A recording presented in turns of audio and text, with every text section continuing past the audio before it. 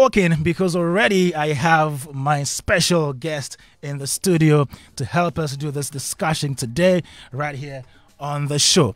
It's Joy 99.7 FM, Showbiz A to Z, and we're just about trying to find solutions to some of our problems bedeviling the creative industry, and today particularly the film industry, and that is what we are about to do today. So film is a very powerful tool in telling stories.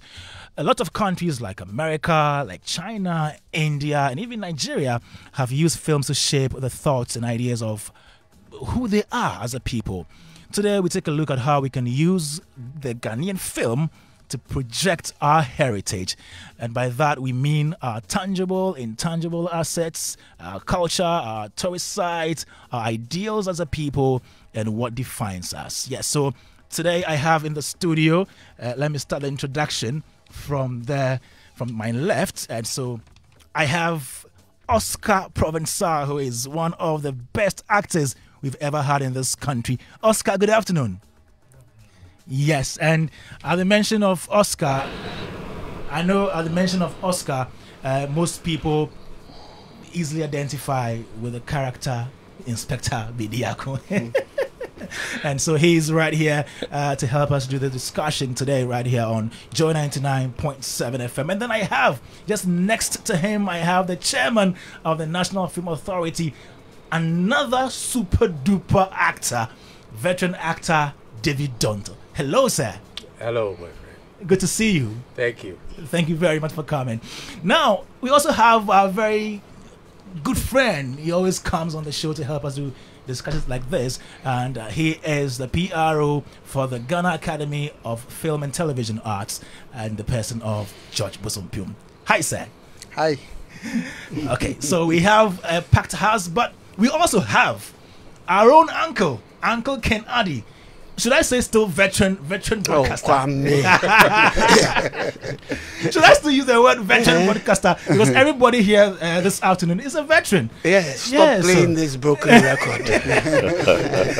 Okay, so Uncle Ken is a veteran broadcaster and also a former artist manager. Kwame, and he used to be part of the film exhibition board. Yeah. Yes, in the past. So film, you are there as well. Oh, everywhere. That's true. That's true. But how did you introduce David? David. Yeah. David is the chairman of the board of the National Film Authority. You're not right. Yes, I mentioned that. You left out the board. I mentioned that and I added. Yeah, you left out the board and you said chairman of the National Film Authority. Okay, so the board of the National Film Authority. Yes. He's the chairman of the board of the National Film Authority. Since there are points of corrections being made, I'm also Inspector Bediako Senior because there's a junior. That new series being run. Yes, I know about that. I know about that. But you are the original, so you are the one we know. Thank you very much for coming on the show today. And yes, we hope that by the end of the show, we'll be making progress with some of the things we need to address as far as this industry is concerned. But let me start with you, David Donto. Now, before anybody sets out to produce a film or to put together a film, what do they look out for? What do they seek to achieve? I know people have different reasons for putting up or putting together films, or a film for that matter. But in general terms, before anybody sets out, I want to do this film, what are some of the things they consider before they set out to do that? The whole film starts from a script. So whoever writes the script does not write the script in a vacuum. It lives in a community, it lives in society. And it's human beings who live in that society. And those human beings who live in that society, we call it society because they have norms, they have ethics, they have things that they identify as their heritage, as you've been mentioning. So you would ask, what is our heritage?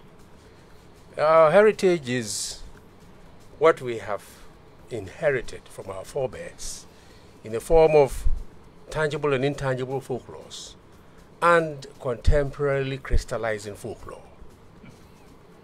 These are things that put together really crystallize into what we can call our heritage, and of course with language, because language is always the bedrock of the culture. So the person writes the script, And that is where the film starts from. And the script must have a certain background, must fall within a certain universal set that has an identifiable heritage. If you have an identifiable heritage, how do you let the world know that this indeed is my heritage? This is my identifiable heritage. But we are fortunate to have a medium called film. I actually define it as the finest images, limitless medium. Please again, the finest images, limitless medium. Wonderful. Now, how best can you express your heritage but with film? Film is so encompassing. In fact, all art forms actually fall into film. So you have huge leverage to tell your story the best way you want. And don't let somebody tell your story for you. When you go to your bedroom, you sleep on your bed. It's not somebody else who sleeps on your bed. So make sure that whatever you have and whatever you think you are, you use this medium to promote yourself, because we are in a very competitive world now. Yeah. And we need to monetize aspects of our culture so that it brings us money. And it starts from our heritage. Wonderful. David Donto there, the chairman of the board of the National Film Authority, and he's also a venerated actor. Now let me go to Oscar Provençal and ask him, Oscar, so apart from the entertainment value that we all know film to have, what other things do we use film to do? Yeah, I mean, everybody, when we talk about film, we limit it to feature film. And I think that we should just expand that a little bit, because it's not just feature film. I mean, we do our short films, we do our TikToks, we do our stuff on YouTube. You know, there are documentaries, either whether professional or student documentaries. There's a whole range of formats for film. And so we should keep that squarely in our, back of our heads. Of course, film is a fantastic tool for education. As David has said, identifying your culture and your heritage. Yeah. In fact, when you watch American films, or many films around the globe, you will find that in most American films, there will be an American flag somewhere in that film. There will be a Coca-Cola signage. There will be something that identifies America, a product that or an artifact or something that identifies America. It could be the Golden Gate Bridge. Well, we have Adome Bridge, but I don't know if it's a heritage site yet. But, you have to have a very conscious and deliberate attitude towards spreading your heritage. And film is an amazing format to do that. And so, as we're discussing this issue regarding heritage and film, I think that maybe subconsciously we've been doing it, somewhat but we haven't maximized the opportunity we've had to do so. The same goes with even broadcasting, in terms of even the costumes of our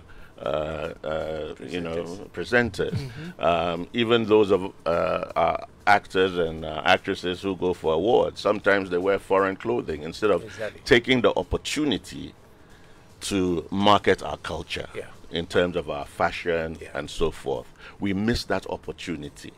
And so we must, together as an industry, collectively agree that this is the way forward. In every single format that we use within the film spectrum, we must have some sort of identification of Ghana. And I think that it really has to be a deliberate and conscious affair, because film is one of the greatest brainwashing tools that have ever been created in this world. A lot of us are buying products just because of adverts we've seen, be they 15 seconds, be they 30 seconds, be they 90 seconds, forced and rammed down our throats. Every time you watch a TV program, you guys put on sponsors and adverts, and that's the film format, whether you like it or not. And we are influenced greatly by that. And I can assure you, if we were to do a research, and I hope somebody is out there doing that, and looking into the impact of film in terms of impacting on our fashion and our hairstyles, and if you look at the music videos, that's also film.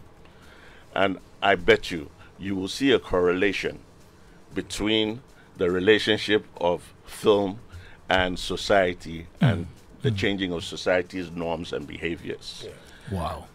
Somebody should have I mean, there's no rocket science. Let me give you a clear example. You remember there was a time Nigerian films were the thing that was in Ghana. Yeah. Everything was Nigerian films.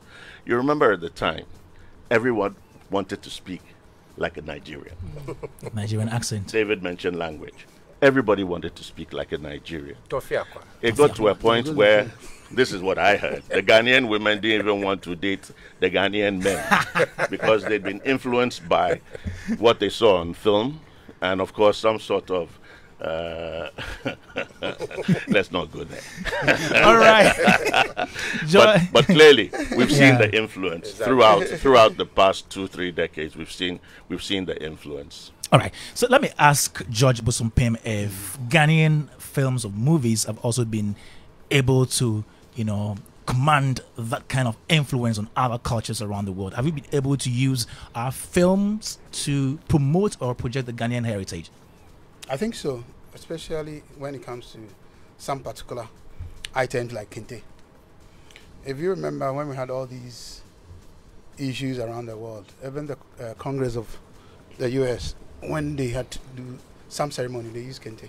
Okay. Where did they borrow it from? It's Ghana, and that kind of heritage. But we need to also look at our historical antecedents and look at the trajectory of our. If you look back into history, where we have come from, and what Nkrumah set out to do even when we had our independence, the African identity, because he realized the essence of the arts. He promoted it so much so that he put people out there to go and learn and come back to Ghana to come and help the system. And if you look at the earlier generation of filmmakers and the kind of films that we're doing, you will see that our heritage was a bigger thing in there. And of course, I mean, David was trying to explain what heritage is, and it is huge. Our heritage goes to virtually every part of our life. We have a political heritage. Okay. Yeah. If you come to this company, as in the Joy, you have your heritage too as well. There are things that you pass on from generation to generation, and it's known. And every time that you mention it, you know it's Joy FM. You understand? In that same manner, we spoke about tangible and intangible heritage. Yeah. Within that we have our cultural heritage. Exactly. And we have our natural heritage that those ones came with us as human beings. Nobody, I mean, you didn't determine that you want to be Ghanaian. God created you and put you here, and He added all those things that you had to add to it. The kind of environment that you find yourself in. And those, some of all these things are very natural. But let's go back to the history, where we had this generation of filmmakers coming back in here to make films. And because of Nkrumah's bit of his thinking that we need to have our identity in there, any film that we do, they put it in there. Even those who went finally to become independent filmmakers, the first batch of independent filmmakers, Kwanzaa, Kenan Powell, Ato Yani, these three, if you look at their films, if you take Kwanzaa's Love in African Part, it's there. What is not there that is not Ghanaian? If you take Heritage Africa, which was something that he was using to talk about this same thing we are talking about, how we have even relinquished some of them and let the European pick it up. But in that same manner, don't also forget that there are some part of our heritage that we inherited from Europeans.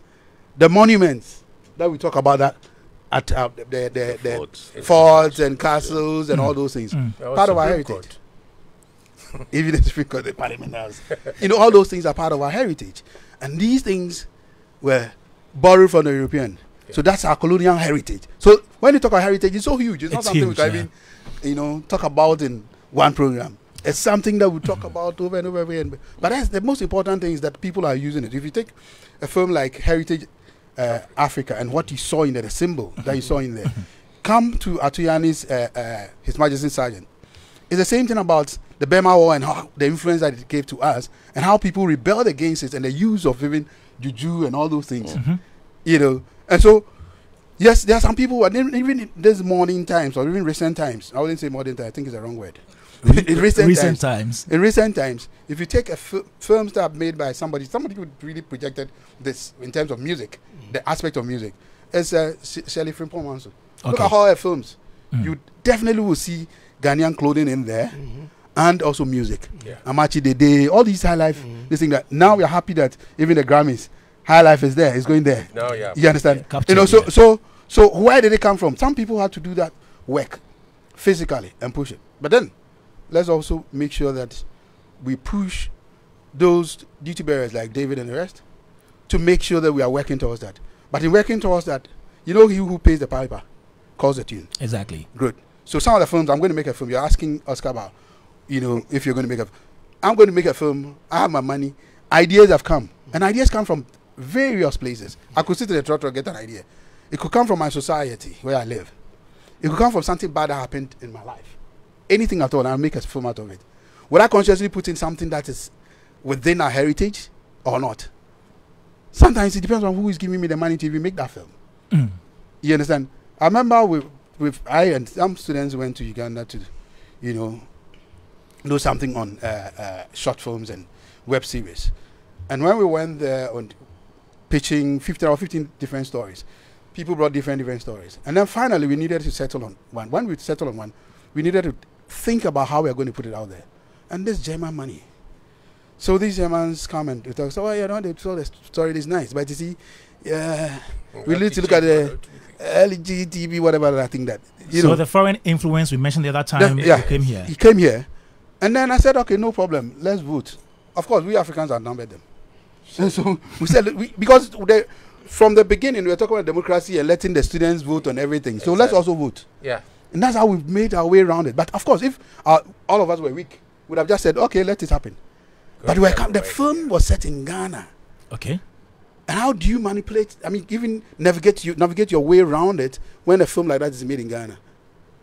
With all these gayism and all those things in there. You know, so all those things matter. So we need to look at 3 different funds. One, the Creative Arts Fund, which is from the Creative Industries Act for the Creative Arts Agency. We need to look at the Film Fund, which comes on the Film Classification and Development Act, which is the NFA. Then we need to look at the Culture Fund, which comes from the Culture Policy. These 3 things are very important. Now, if these 3 funds are not set up, that thing is not set up for us, we are in trouble. Why am I saying this? Because if I get my money, you can't come and tell me that, okay, do it this way so that we have part of our heritage in there. But per the law itself, it says that, look, like the Film Fund, they can fund 60% of your work if you do that. When you're putting on monuments and all those things in there.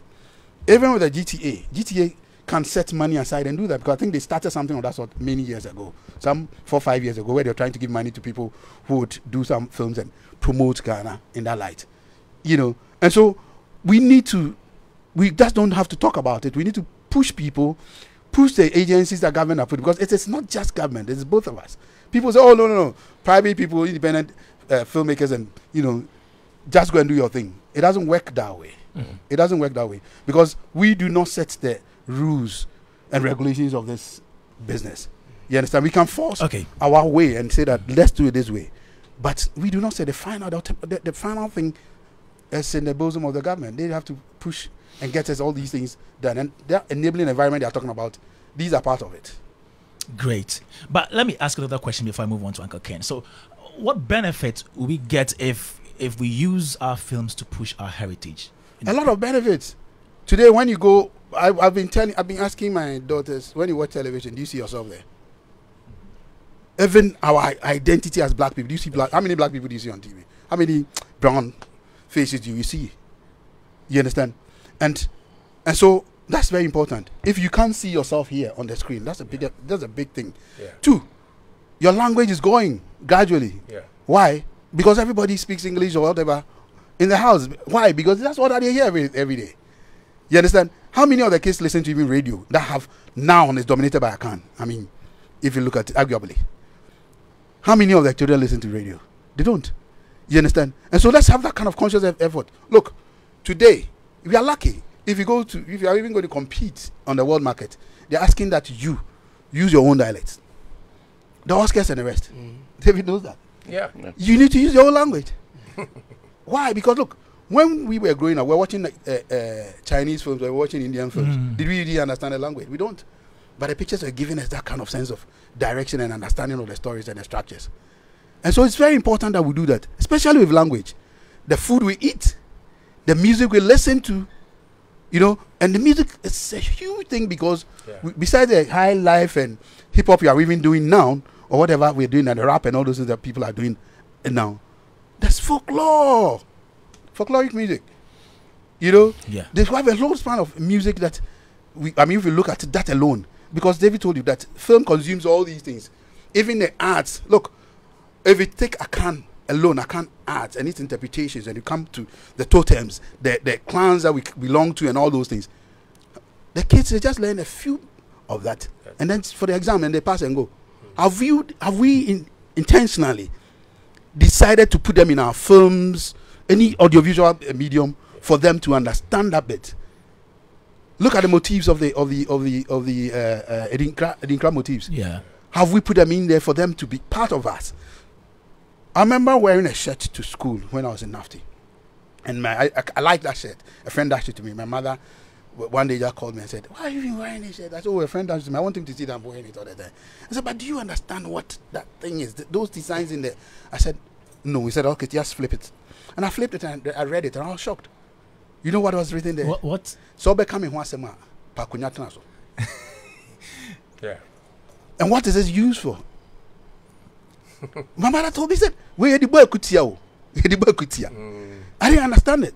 But then if somebody had done something in that line and explained it in a film or something of that sort, I would have understood it. And said, "Look, this is the time I would wear this." But this, you know, because they were not just wearing it, they were wearing it with meaning to communicate. Anyway, okay. So, before Uncle Ken comes in, I think Oscar has to say something. Just we also have to realize is that probably the biggest benefit you probably get out of using film for heritage purposes is tourism. Good. Yes. Because you have historical tourism, yes, yeah, yeah, and so you have a lot of people who travel just to see history, being at a place where history happened. I mean, Tema is the center of the earth. We haven't even marketed it. Can you imagine how many people will, have a pilgrimage to Tema? Yeah. If we've done that properly, done that place properly, the Meridian line properly, center of the world, and all other heritage sites properly. Look, the global revenue earned for heritage sites and so forth is close to $556 billion. That's in 2021. And 2021, they're expecting an exponential growth of maybe 4% every year. We're in 2023. So you can imagine what that is. And out of that, 40% of that money comes from travelers who go because of either historical or heritage purposes. So we have to understand the dynamics. I mean, all of us wanted to go to London. Why? Because they were showing us London Bridge every day on TV. Everyone wanted to go to America and see the Golden Gate Bridge in California. I mean, that's why we wanted to go. So film will attract people to come. And if we're doing the right films, and don't forget, you can use film to tell history, even if it's a feature film. I mean, you can have a small narrative in there that gives you the history of the place written into the film. So you can market that, within the sublimely and not. And that's intentional. And that's intentional. It should be. Okay. So there's a lot of revenue to be made, and with revenue comes job employment. Exactly. Of course. Job creation. There's innovation. I mean, if, for instance, Ken, forgive me. Oh, no problem. If you look at the era of digitization, if you look at the era of digitization on tourism, where today people can just get online and easily access where to go to, holiday destinations, be able to get tickets book tickets easily, hotel reservations, all of that, and then you look at the impact that has had on growing tourism. People will probably just go on online, see that Christmas in Ghana is fantabulous because of the concerts that go on, and everybody wants to come to Ghana because of the images they are seeing coming out of Ghana. You know, so it's critically important that we understand what it is, and the duty bearers also understand and give a critical priority to tourism and the creative sector, because let's face it, even if anybody comes here for an official visit, let's say either to the presidency or to participate in some sort of seminar or workshop, when they go away with a Ghanaian gift. They go to the market, the craft shops, yeah? And whatever they buy within that local economy is going to put food on the table for many vendors and business people and grow the local economy. So I think that our duty bearers, they should David, talk. Let me go to let me go before I come to you, Uncle Ken. You can send us a text right now, 055-1111-997, and we're taking a look at how we can use film to project the Ghanaian heritage. Uncle Ken, so do you also think that the current crop of films that we have in this country are not projecting the Ghanaian heritage that much? Do you think the same? I think some of them are projecting. If you are to maybe score, I'll talk about what I have seen okay. personally. Unfortunately, these days I'm not with the classification committee that much, so I don't get to see all manner of films like I used to in the past. Okay, you know, back in them days I was, you know, watching a lot of everything. Yes, you know, from Uganda, from wherever. It was lovely, you know. But these days, the few that I watch are movies on television. Okay. And particularly, I spend a lot of time watching Akwaba TV.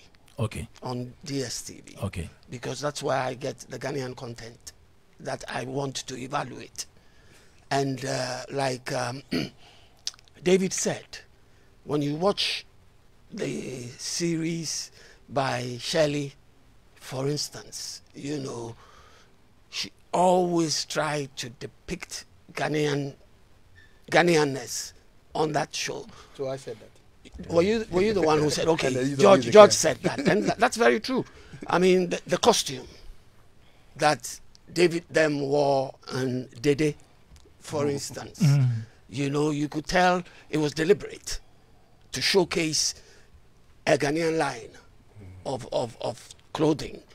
And the music, as you also mentioned, was always Ghanaian in a certain manner.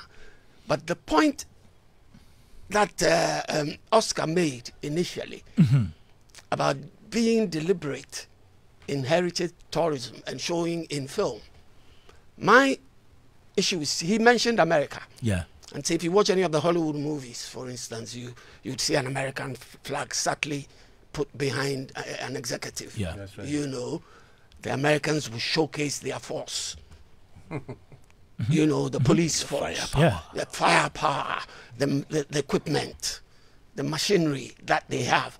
They always make sure they like to be put up there in their movies. So like Oscar said, if you see it, that's where you want to go. If you want to go to London, you want to go to the States, because they're showcasing things that attract you that much.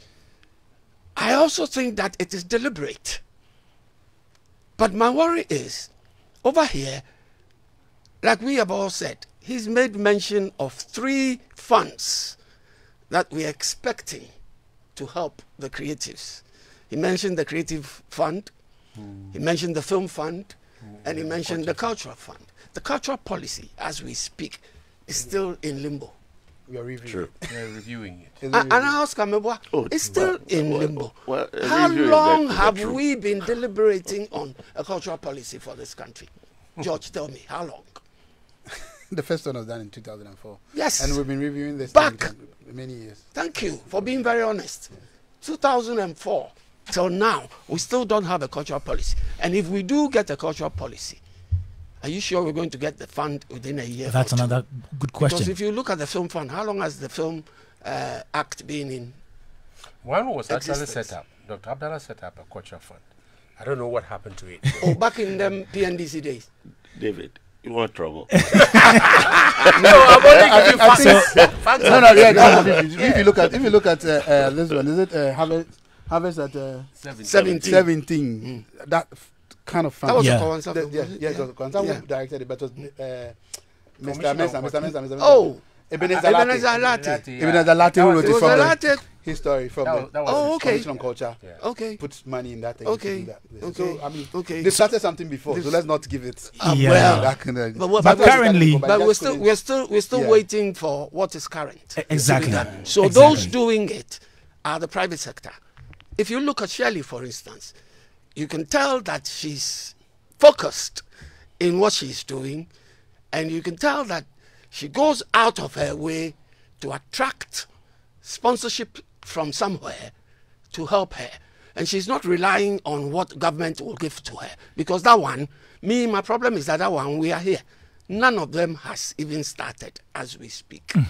Yeah, but it doesn't mean that we also should not. We should push be them to do hitting that. at them. We should be, but that does not mean we should be sitting back, waiting for those things. The Americans, Hollywood, is seriously 80% privately owned. Or, the movies that come from there. Yeah.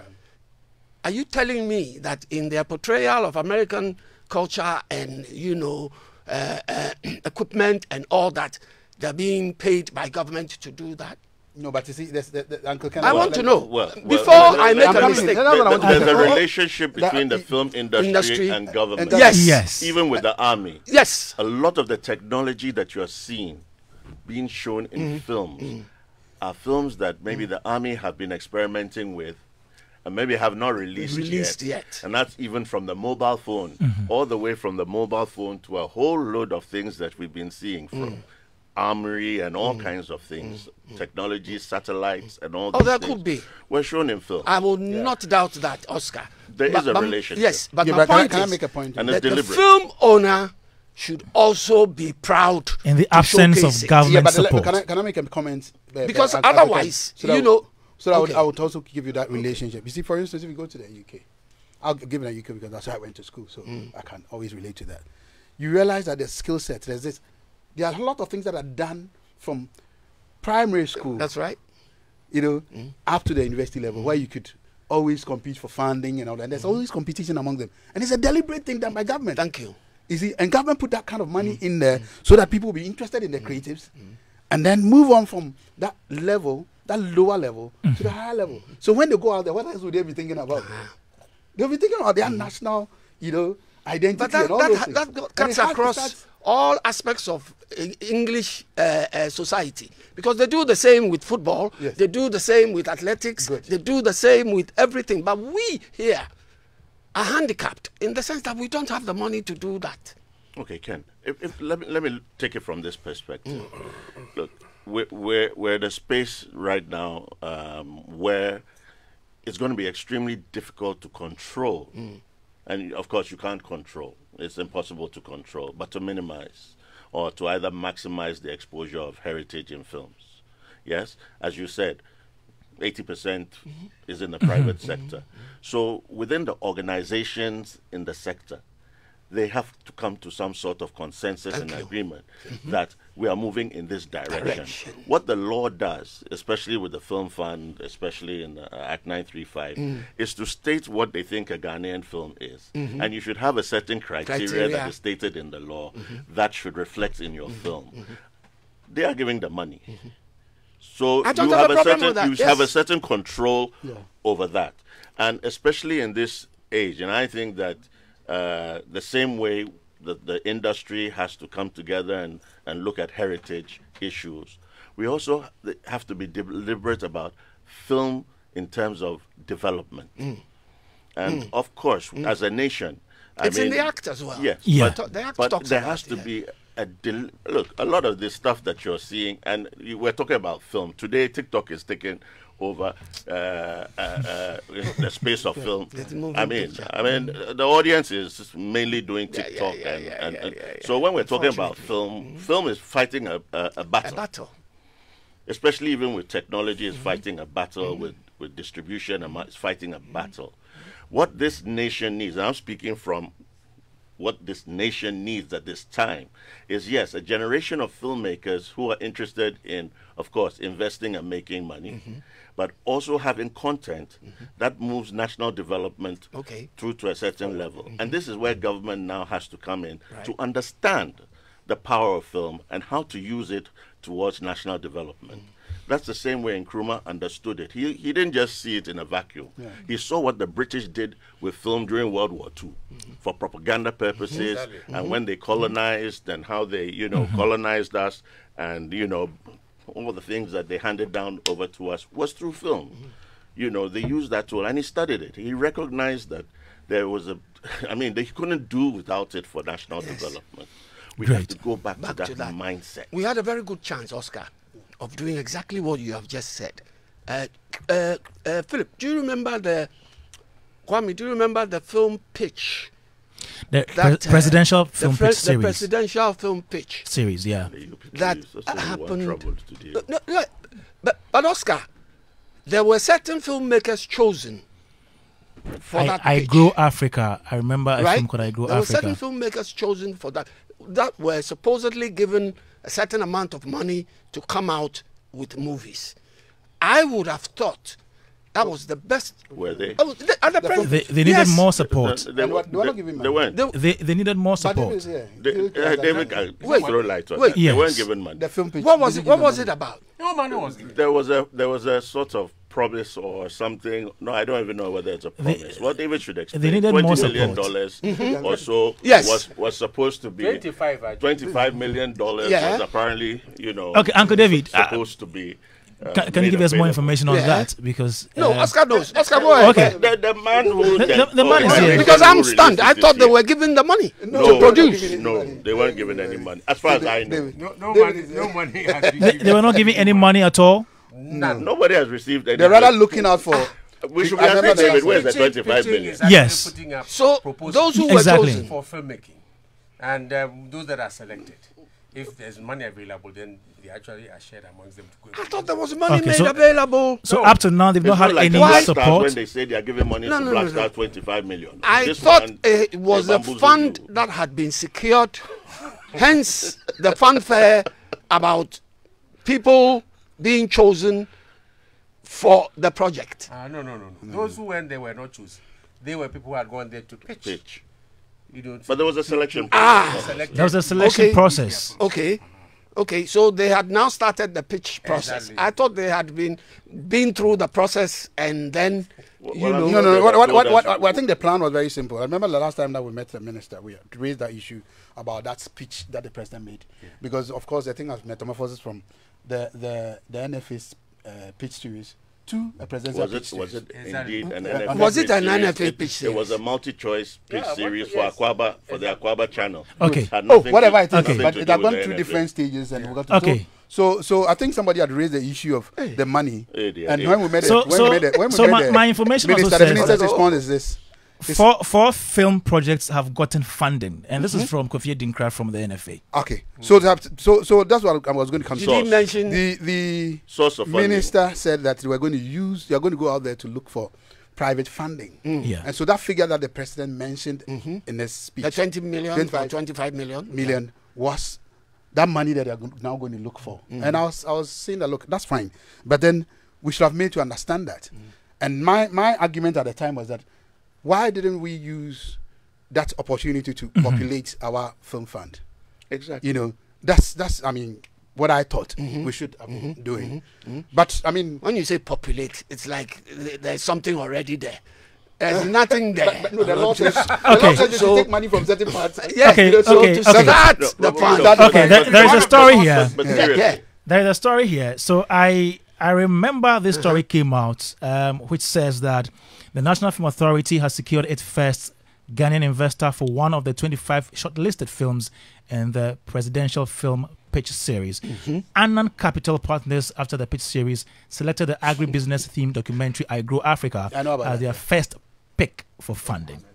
Yes, and Agro Africa is a 6-part documentary set that tells the story of agribusiness in Ghana through the journey of food from the farm to warm meals in our homes. Brilliant. And packaged food products in our Brilliant shops. idea. I remember working on a story like this when that happened as well. And so, yes, according to Kofi sent you Adinkra, that. Agro Kofi Adinkra Africa, sent you yes, that. Agro Africa had some of the support. We had We Too, and then Equiaba. I think there is one more that he's about to add to this. Yes. So, Kwame, so my point is, these people given that chance, and like you've just said, the first one was to showcase how farm produce leave the farms and you know, the chain that they go through to get to us to have something to eat. That's brilliant. That's brilliant for me, and I'm saying that is the opportunity for us to start what is in the Film Act about projecting the country. Exactly. Developmental films and films of this nature. So that pitch series was the opportune time to choose people and give them money to do these things. So I'm happy to hear that at least this one has started. Let's see how long it takes them to come out and show what. Okay, thank you. Oscar? I think communication is key. You see, when you're coming out with policies or directives like this, or proposals like this, there must be clear, unambiguous communication. Yeah. Because you're sitting there and you're saying to yourself, well, the NFA is supposed to have a film fund. If the president is now saying there's going to be $25 million, it's going to go to where? To whom? Is it that, okay, so go and find $25 million for investors, and then we'll also give you a reciprocal, how do they call it, when government tops up? The partnership dimension. But where you're sitting on a film fund, which is the key, which is the main problem for all filmmakers, then it's better, instead of giving $25 million to the black stars who come every time with empty-handed, to rather give it to the filmmakers look, and it's not just the black stars, it's even the lesser sports of which I'm involved with. And I know black stars, they do amazing, they've done amazing, forgive me, but I know black stars have the major heritage for Ghana. Sure. Major heritage. What is your heritage? Even 1/10. Oscar, you want us, what you give to them. You want us not to go a certain slippery path. Wonders can be done in the film industry. All right. Joy 99.7 FM. Oscar So want us not to go on a slippery path. This afternoon we're having a discussion on how to use film to project the Ghanaian heritage. I want to read a section of the Film Development and Classification Act 2016, and then we take it away from there. So it says that the NFA shall regulate foreign participation in the Ghanaian film industry and promote the moral, ethical, and aesthetic values of the Ghanaian society. Goes ahead to say in the section 3, subsection S, it says the NFA shall exploit the potential of films as an awareness building medium to encourage the creation of a common identity for Ghanaians, Africans, and people of African descent through the world by one, ensuring that scripts and productions reflect the dignity and pride of African people and to promote the positive aspects of their culture. 2, to inculcate in citizens and the African the spirit of heroism in persons who can serve as role models for people in different areas of human endeavor. 3, to encourage the use of local and African languages, customs, music, dance, and other national symbols in film production.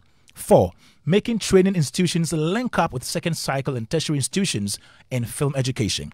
5 says facilitate the training of film practitioners, and then the last one says to support the making of films that take cognizance of our positive cultural practices and traditions. So this is something enshrined in the Film Development and Classification Act 2016. From all what you've just read, Yes. it mentions Africa, not Ghana. Yes. Did you notice that? Yes, I saw African, local and African languages. That's right. Yes. Everything African. African. Maybe you need to go to They the were- forwards. Yeah, they were not specific with Ghana in what you've just read to Yes. us. So local. And it I'm mentions wondering local whether it was African. deliberate or an omission. It wasn't deliberate, and it wasn't an omission too. Because first of all, film is universal language, and But I'm not cutting you, Uncle Donto, but I think the first one mentioned Ghanaians, Ghanaian. Africans, and the people of African descent. Oh, yeah. So okay, so at every point in time, it mentions local, either local or Ghanaian before it mentions African. and I'm saying that because Ghana is a subset of Africa, Africa.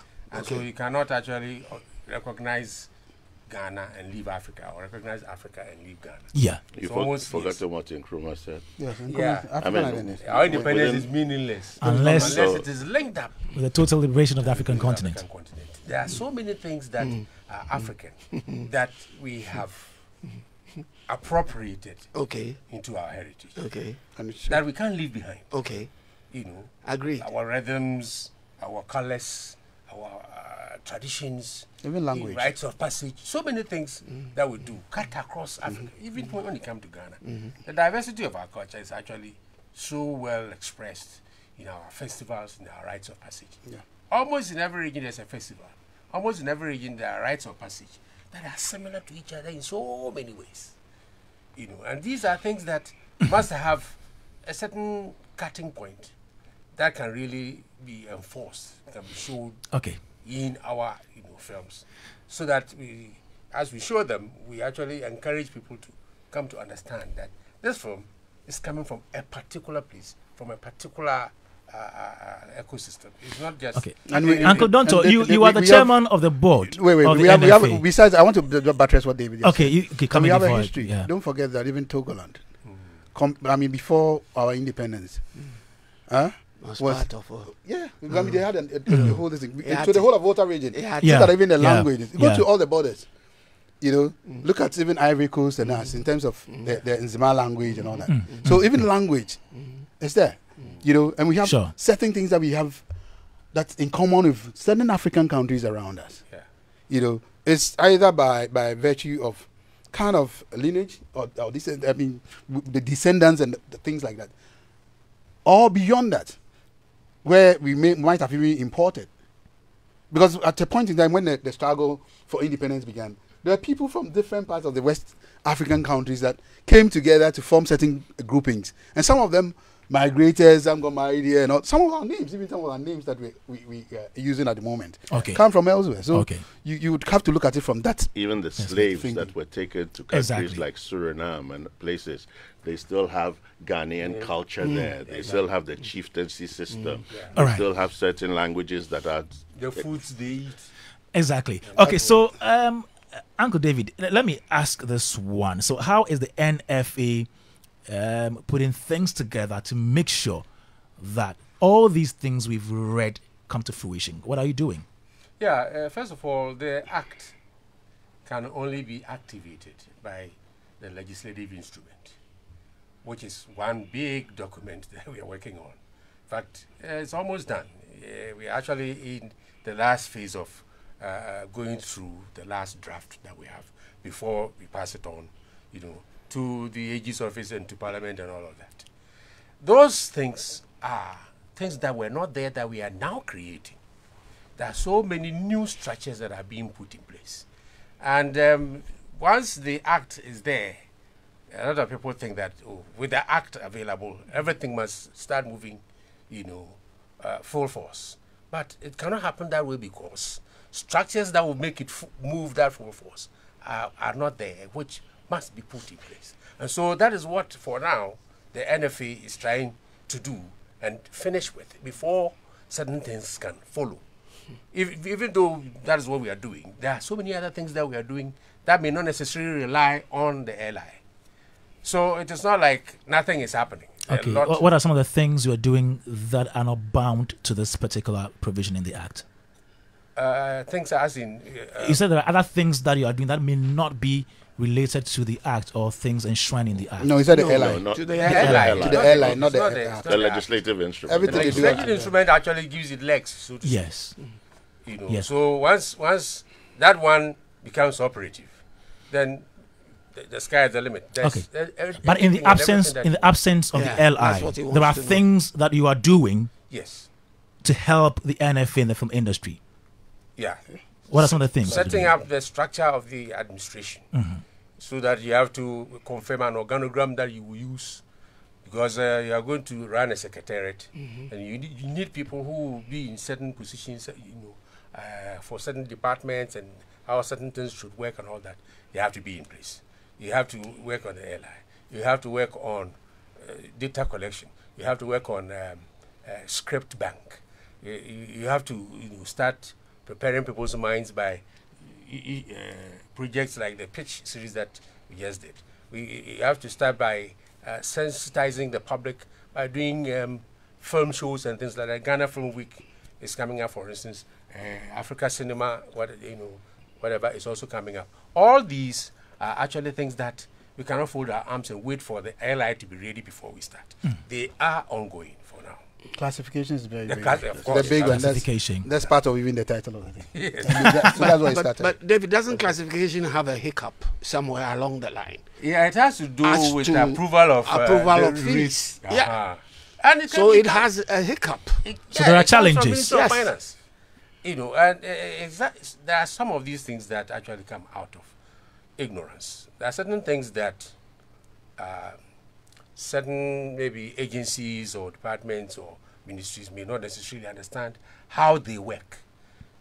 So to them, it must go through the normal certain processes. But film like this, it will tell you there are certain emergencies in film that if I've come to request for lights, you can't now tell me that I should prepare whatever to go to stores, to go to this man, to go to that man for approval. We need it on set this evening. How do you do that? And those are all different things that makes filming or film industry very different from normal ordinary administration. Because what we deal with are both tangible and intangible. And they all work in tandem at any given time to produce what you want to see. And we cannot relent on that because life goes on. And that is what film is. We cannot actually stop and hope that things will happen.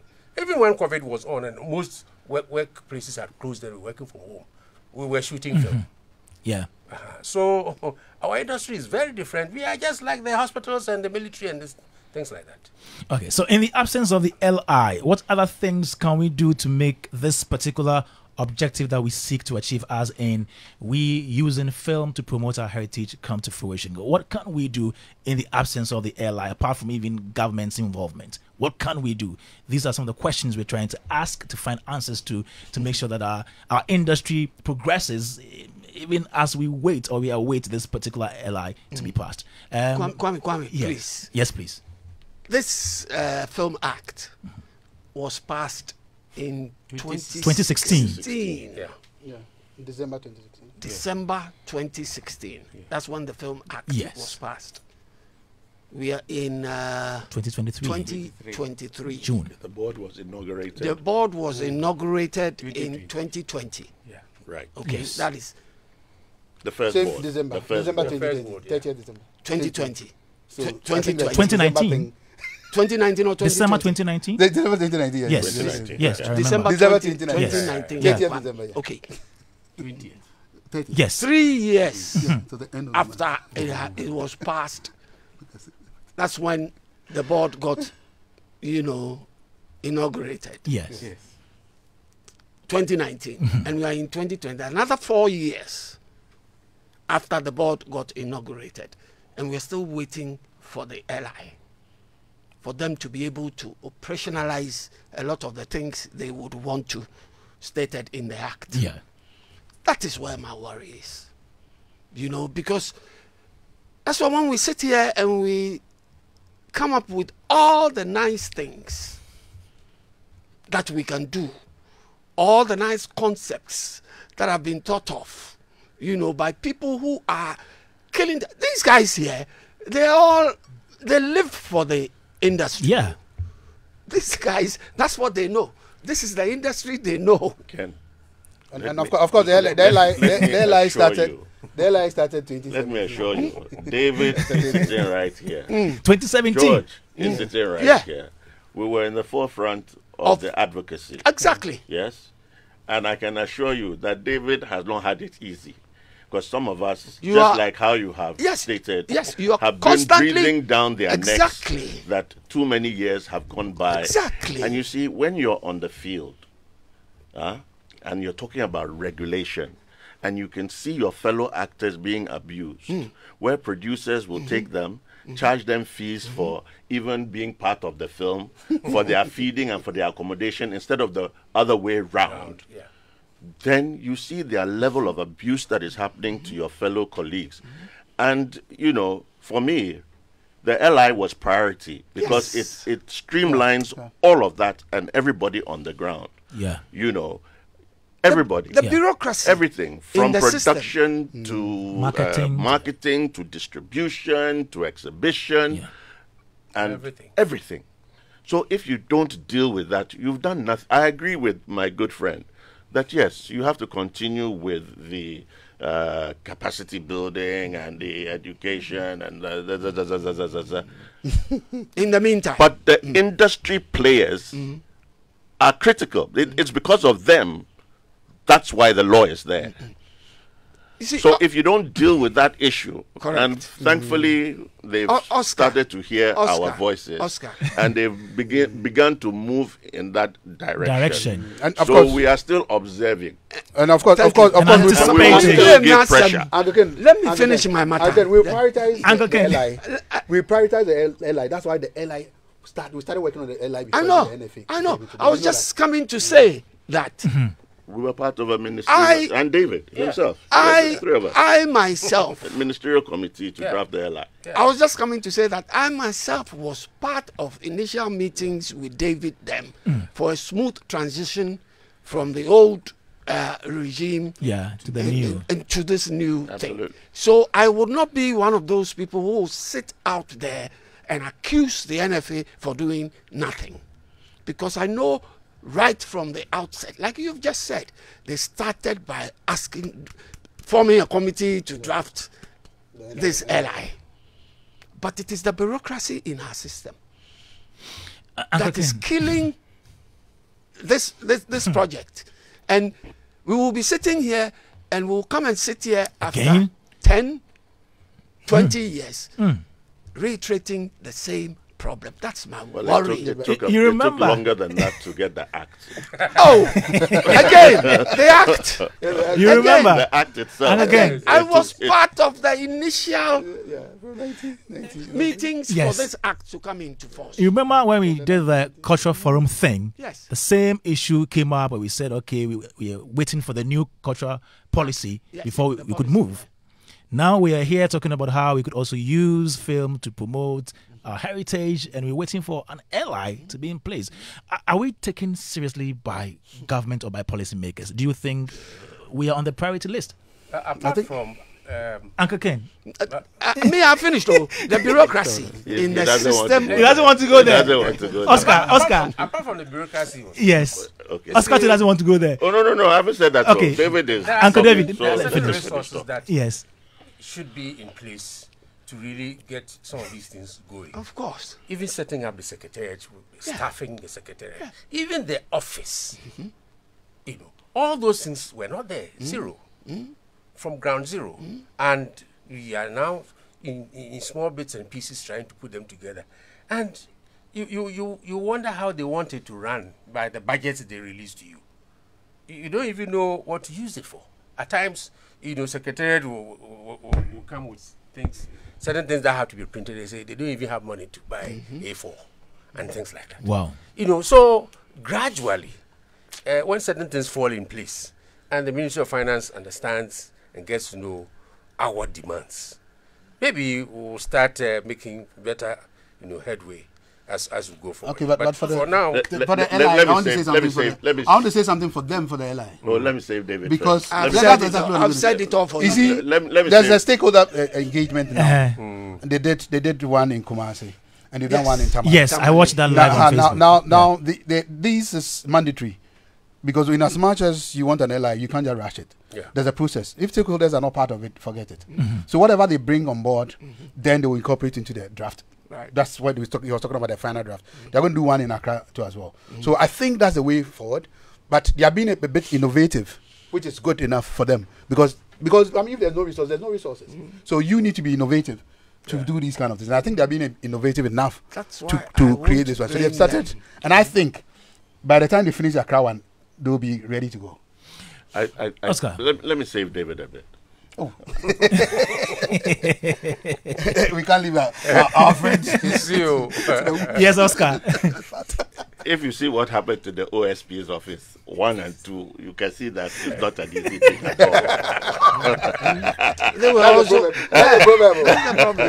David, have I saved you? They were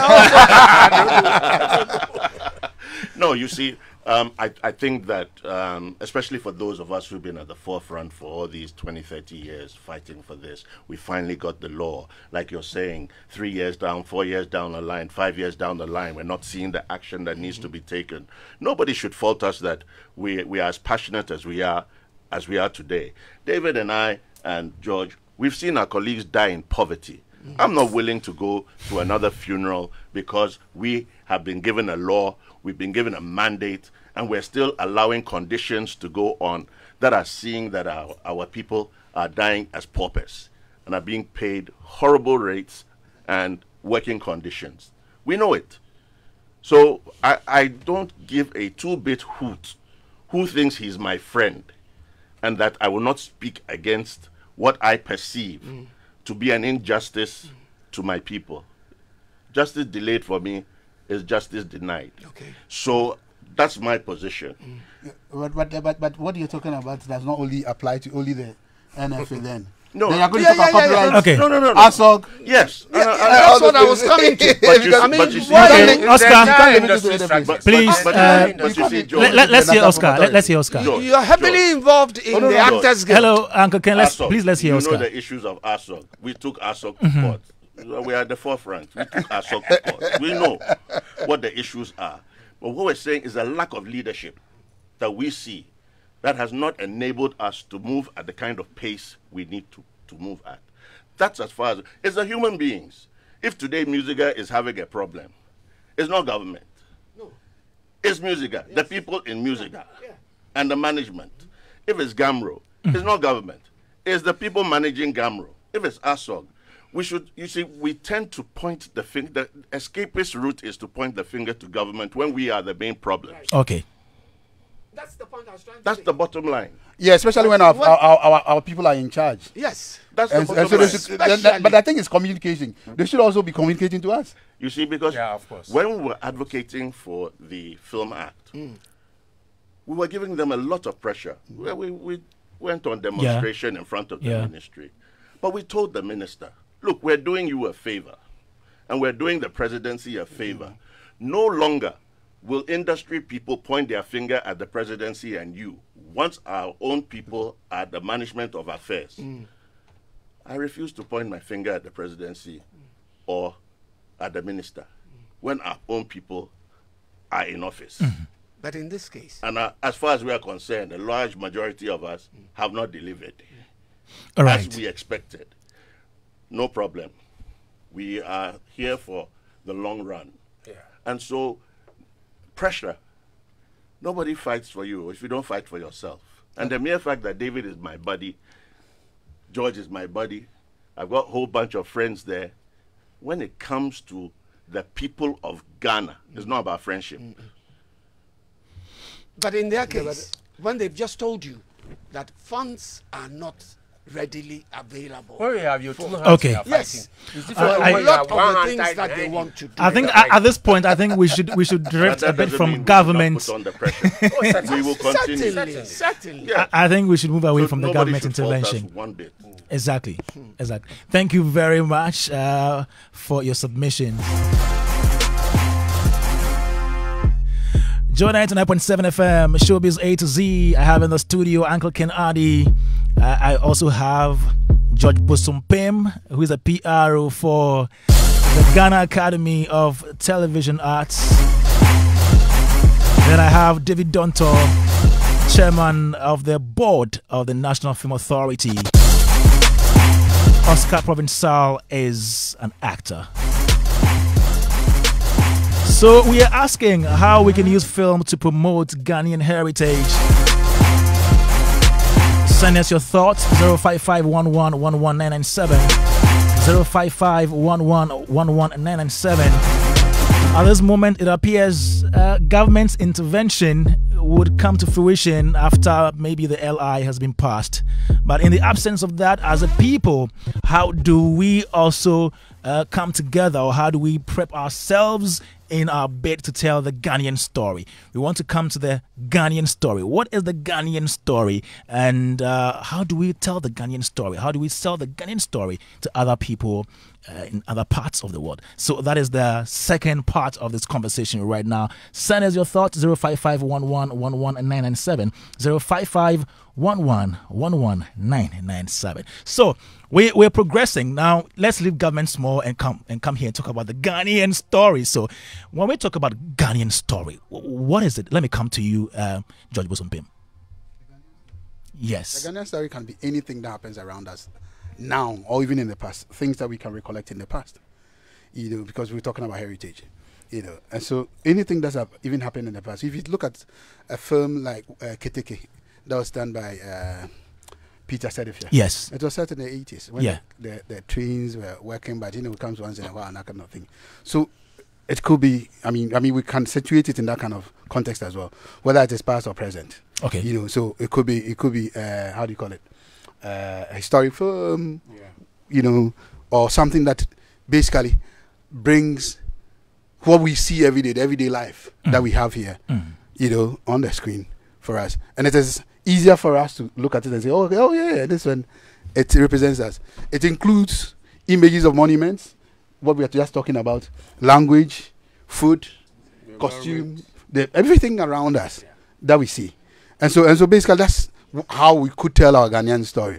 But of course, like the law says, it should be projecting it in a positive manner, not a negative manner. Because that narrative, we've heard it over and over again, where the Europeans especially come here, they come and film, Americans, whatever, they come and film and project us like, without giving money to any producer. Would you be able to go tell the producer that he's projecting the country in a negative manner? Of course, if he chooses to. I think that tell that kind of story. I think that the brilliant bit about this law is the classification. Yes, and the classification would put you where you belong. Yeah. Well, we could use that to cure that. But I'm not saying that. It's compulsory that you have to put us in that light, because it is your story and it's your money. You understand? But let's make that conscious effort to project Ghana in that manner. Okay. For instance, when I teach my students at NAFTI, I tell them, look, try as much as possible to do the Bakweshi and Kinke stories. The truth is, those are the ones that even travel beyond the borders. Exactly. Today we have Asantua from the animators. And where is it now? It's in Paris. In that same manner that we can talk of Agokeli and all those things. The animators are doing marvelously well.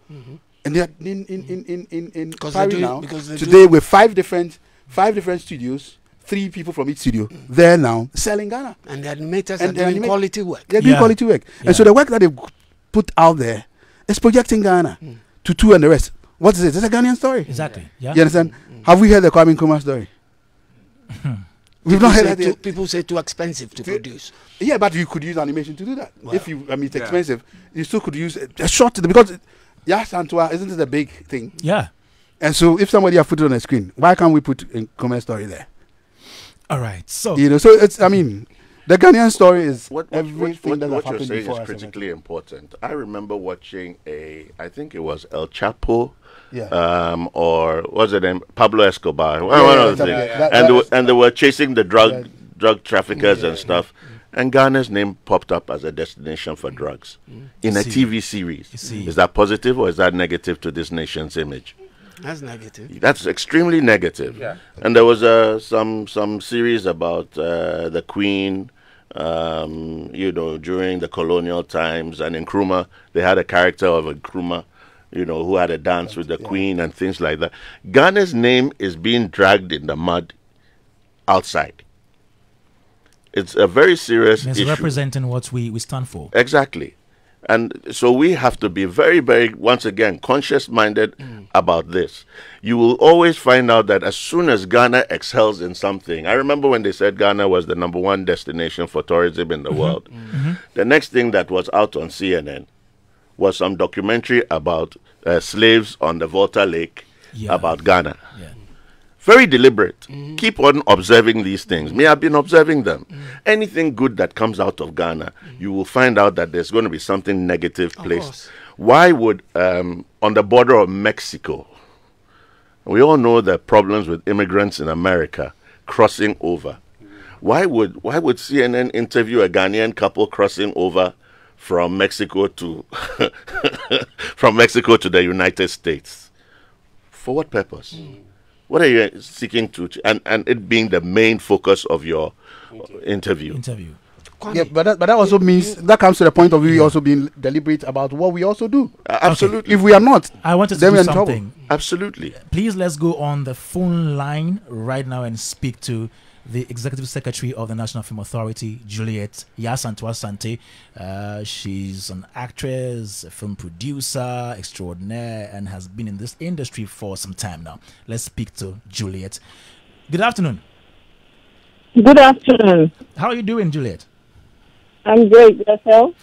I'm also fine here, and today we're trying to find out if there are some ways, some novel ways we could actually push the Ghanaian heritage through films. I don't know if you've been listening, and if you have listened to us from the beginning, what do you think we can do as a people to help push this agenda or this narrative of we actually promoting the Ghanaian heritage to the world? Good afternoon to your listeners and to everybody in the studio. No, I haven't been listening to you from the beginning, so I haven't heard everything, unfortunately.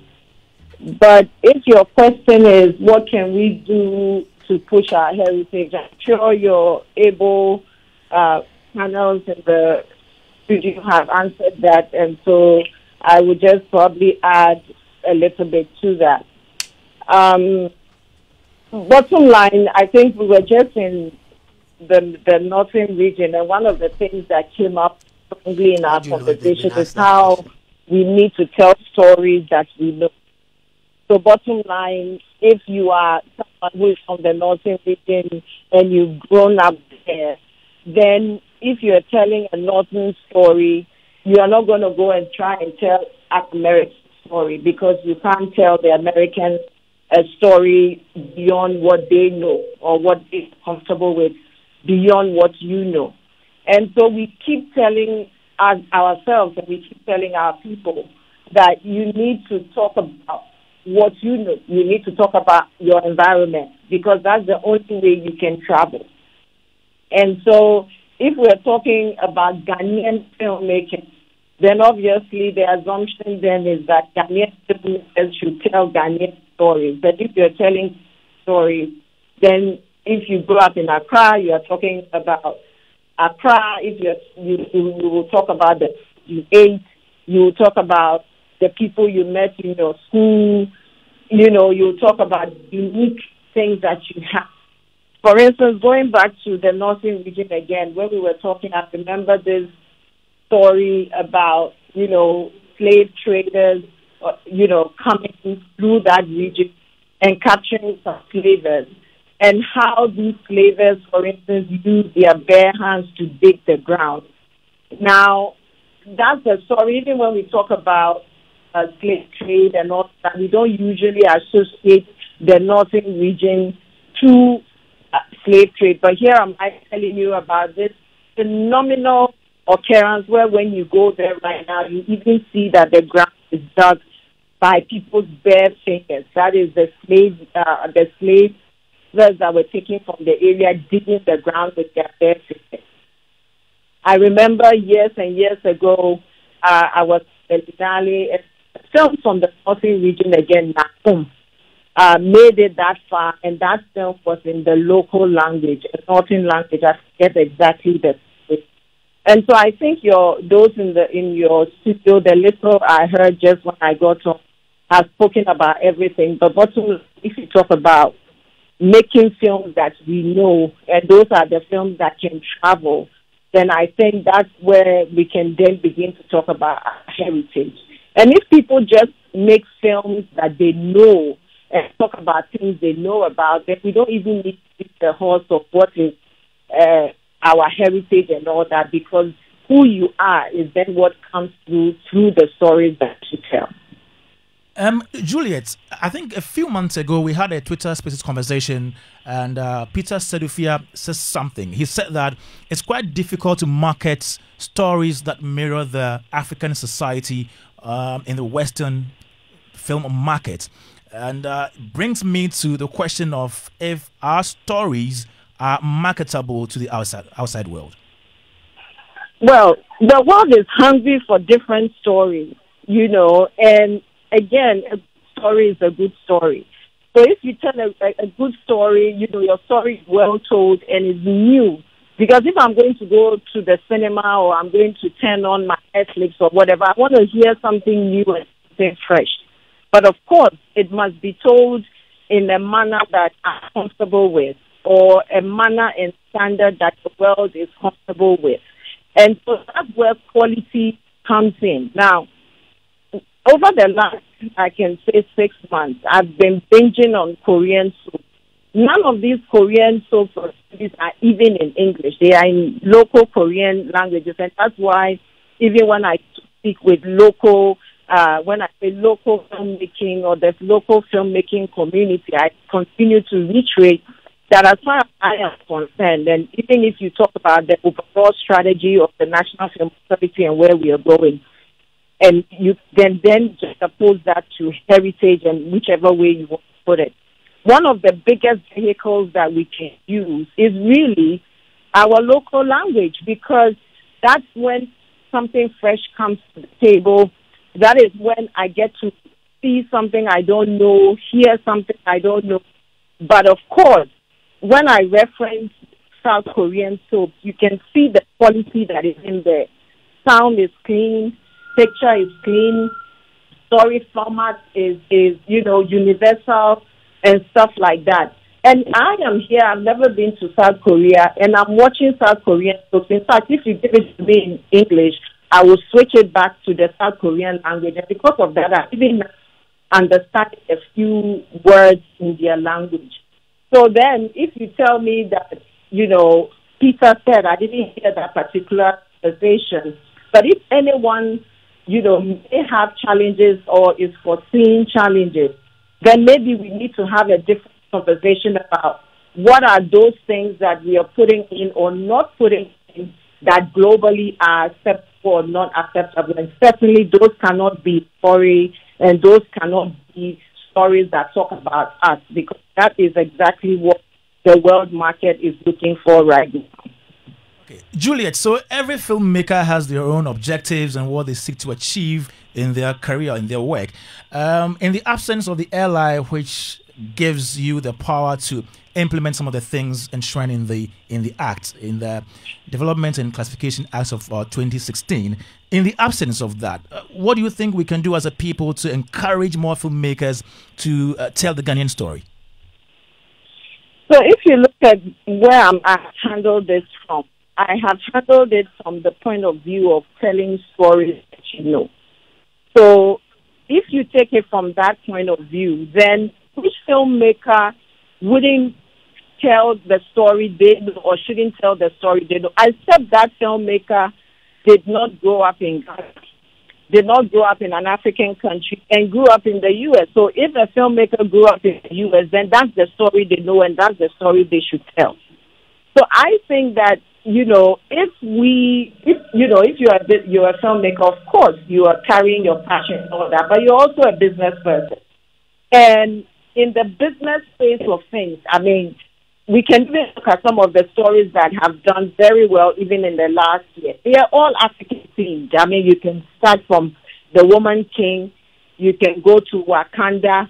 Some people even argue that Avatar is an African story turned around. You can talk about, the story that we know is coming out in December, Color Purple, that is directed by a Ghanaian director. These are films that blew the box office globally. And they are the films that were leading the market. Even recently, the whole Disney princess, I've forgotten the exact title, there was a whole lot of noise about it because she was black. But that film is one of the leading films in the world right now. The story of Cleopatra and she being black blew the internet. And so for me, it makes business sense. We've gotten to the place where we need to step back, look at what works, reinvent, re-strategize. And of course, one of the things the National Film Authority has been working on diligently is setting up Ghana as a shooting destination and a film hub, which means that we are hoping that with everything that we are doing, which has been a lot, this market will be fertile enough that a lot of stories will be told here that will give the opportunity to Ghanaian filmmakers to partake in those storytelling, as well as open the pathway and the marketway, which is part of what we're working on. So, for a filmmaker, a business person who has struggled years and years to get distribution or to find a clear path to market or to even get an acknowledgement or to even get a film body that is now working diligently for them, there may have been some confusion in the past. But I think that on and more, the confusion is clearing, and we are all coming to the alignment that this is what we need to do if we get on the world stage. So eventually, I'm not the one who is going to tell a local filmmaker this is the kind of story that you need to tell, but the market is the one that's going to make it clearer and clearer to that filmmaker that these are the kind of stories that we need to tell. Thank you, Juliet. But as the Executive Secretary of the NFA, I know you guys have put together a lot of activities to help project the film industry. What's latest and what are you doing to help move this industry forward? That's interesting. What are we doing to help this industry move forward? Well, a lot. First of all, the National Film Authority is barely 3 years old. Some people think that's a lot of years, but when you are setting up a government institution, it takes a while to set up. Even any business, it takes a while. So we've done that, we've done that. Now you can go on from the pitch series, which we did, to bridge the gap between money and distribution. So for those who do not know, the National Film Authority is the brain behind the film pitch series, which we set up when we did work to bring on partners, including GIPC and GSTV. GSTV, for instance, was very important in the dynamic because right now they are the largest investor in content in our country. Plus, we have other distributors. So as we speak, there have been uptakes from some, distributors and some platforms, which was the goal of the pitch series. Also, on the other side, you have investors who we connected, and so you can call the pitch series a bridge project that seeks to bridge the gap and throw spotlight or sunlight or whatever, give a breathing room to projects. And that, I think, did its work very well. We hope we could do better. One of the things that we are hoped for was to bring, because for that particular project, we had 25 submissions, and we haven't been able to get investment in all of them. And this is still work in progress. Again, funding remains a challenge. But beyond that, you have projects that also need markets. The marketplace is one of the biggest bottlenecks that we have. So no matter what you do, if you cannot sell your project, then you are stuck. No matter where your money comes from, be it government or private investment, one of the reasons why we don't have investment flow into the sector is because we can't clearly map out the return on investment. And if an investor is going to put money in your project, they want a clear return on investment. For instance, one of the conversations we will be having this week is with Afri-Exim Bank that is now in the industry, and we are bringing together a number of producers to have a money story or a funding story. Now, Afri-Exim Bank is a bank, and if they are going to invest, if it's debt capital that they are going to put forward and not equity that they are looking for, then you need to show a very clear return on investment. So it's important for us as filmmakers and definitely as a regulatory body to focus on the marketplace. And so if you look at festivals, you look at cinemas, airlines, VOD, all of those conversations we are having.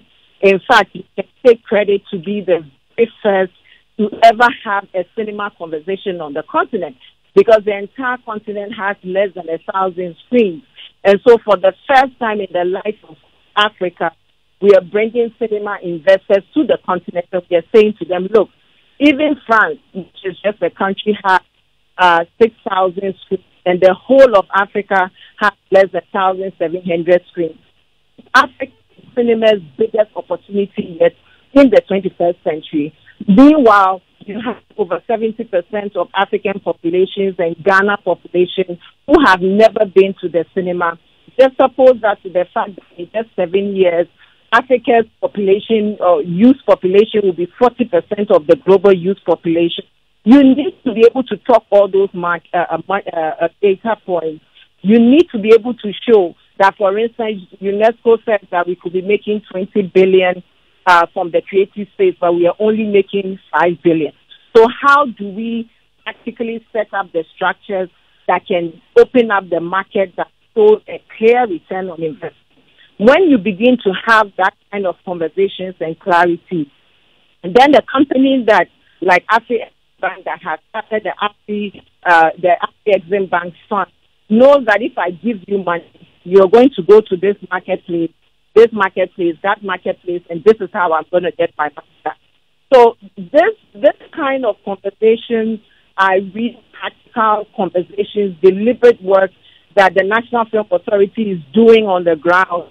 I'm not going to come and sit on air and say that, hey,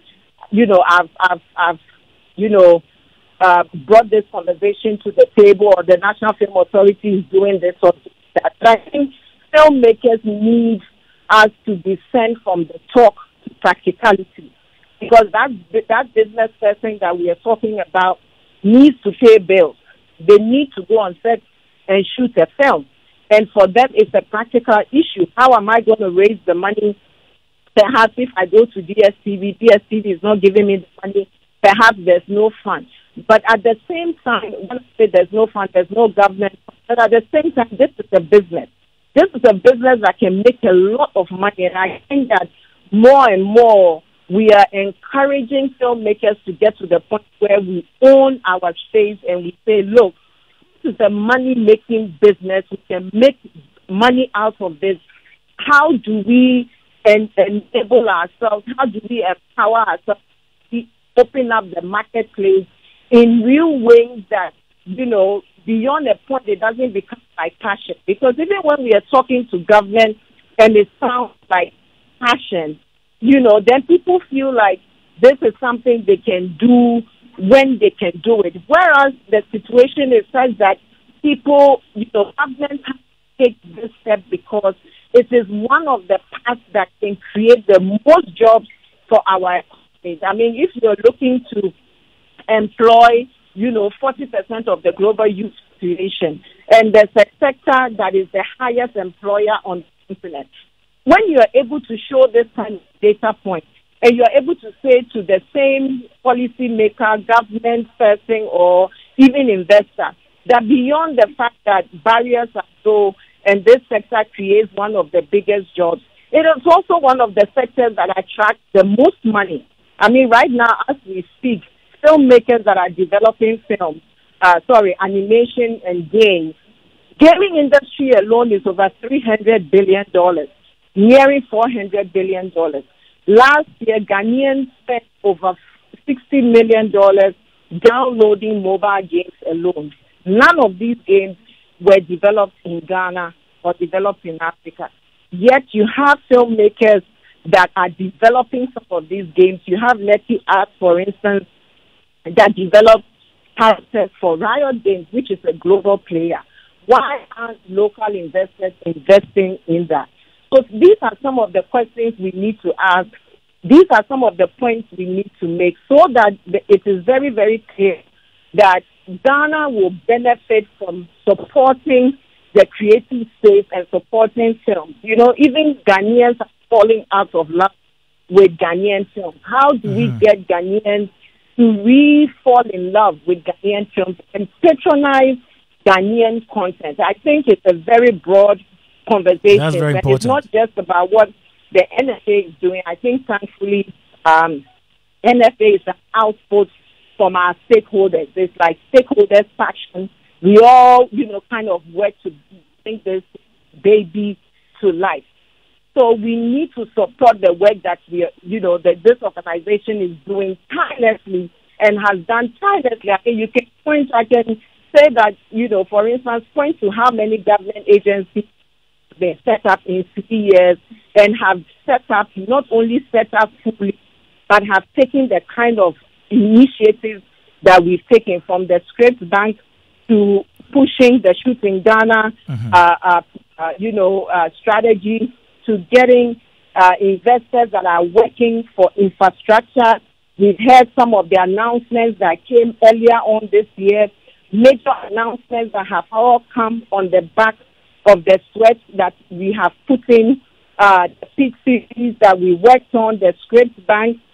Even as we speak, we are liaising between brands and filmmakers because we are trying to sensitize the advertising community and companies to put to use film as one of the vehicles that is ongoing behind the scenes.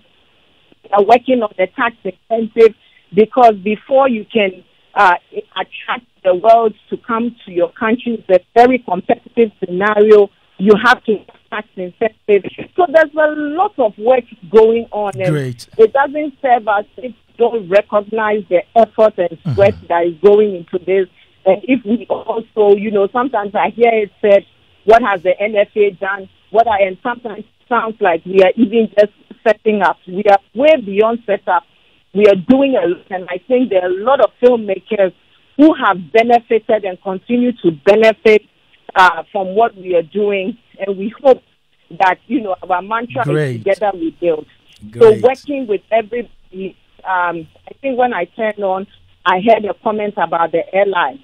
Luckily, right now we are at the point where a lot more work, I think the originators, the committee members who came together themselves will acknowledge that a lot of work has gone into beefing up the airline to the point where we are all to collectively now confident that we can move forward. And as we move forward, we will receive as little obstacle as possible.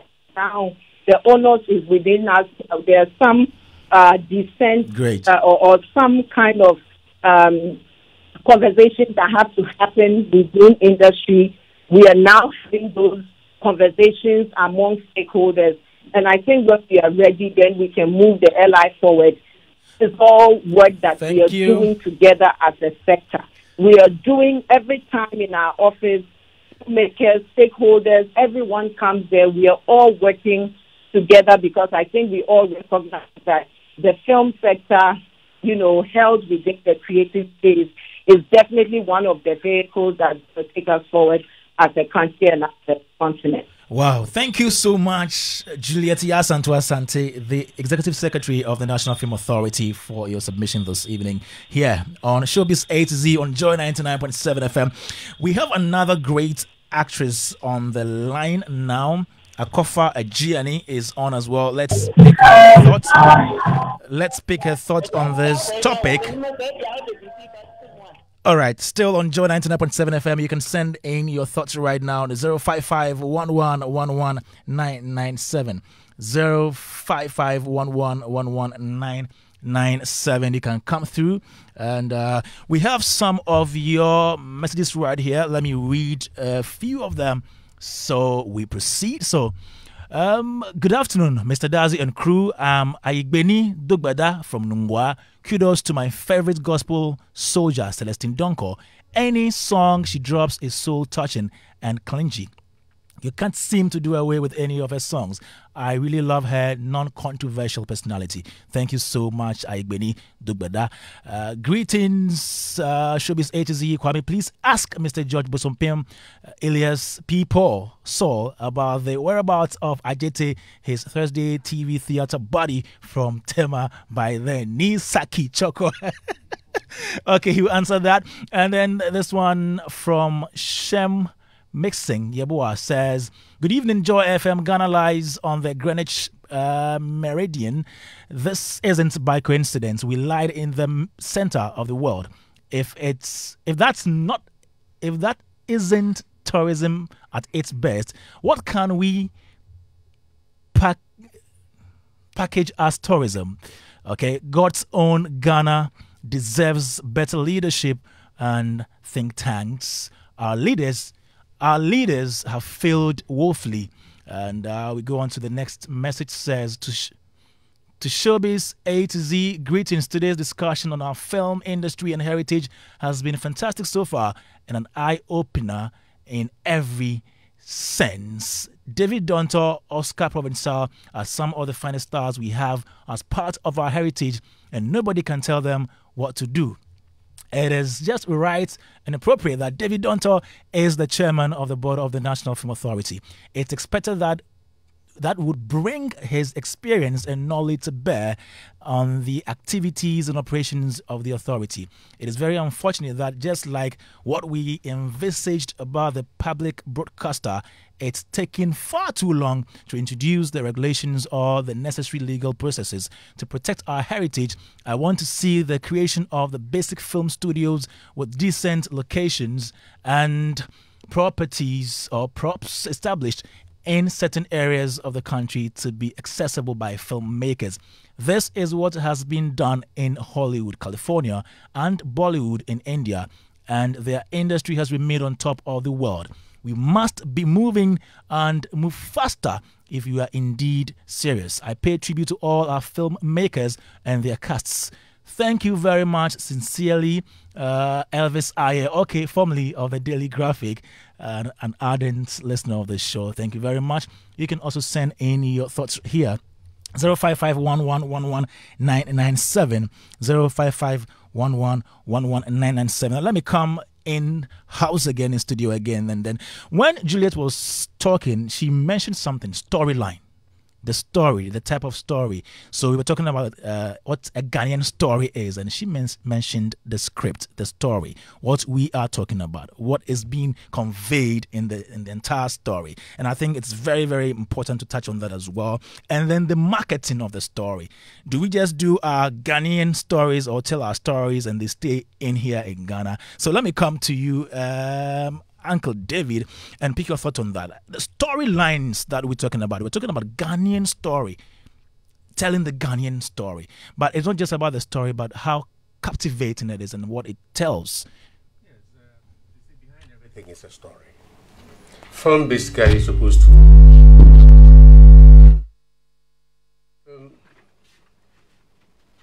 Film basically is supposed to communicate. And once you are writing a script or a story for that matter to communicate something to people, like I said, it's not coming from a vacuum. You have to have certain elements in the story and also use certain devices of storytelling to make your storytelling exciting, fascinating, interesting enough to attract people to watch. So if you want to show your tigritude, then you must see the stripes on you. But it's not only what we see that is important. It's also what you can make out of it to sustain you to continue to move forward. It is also equally important.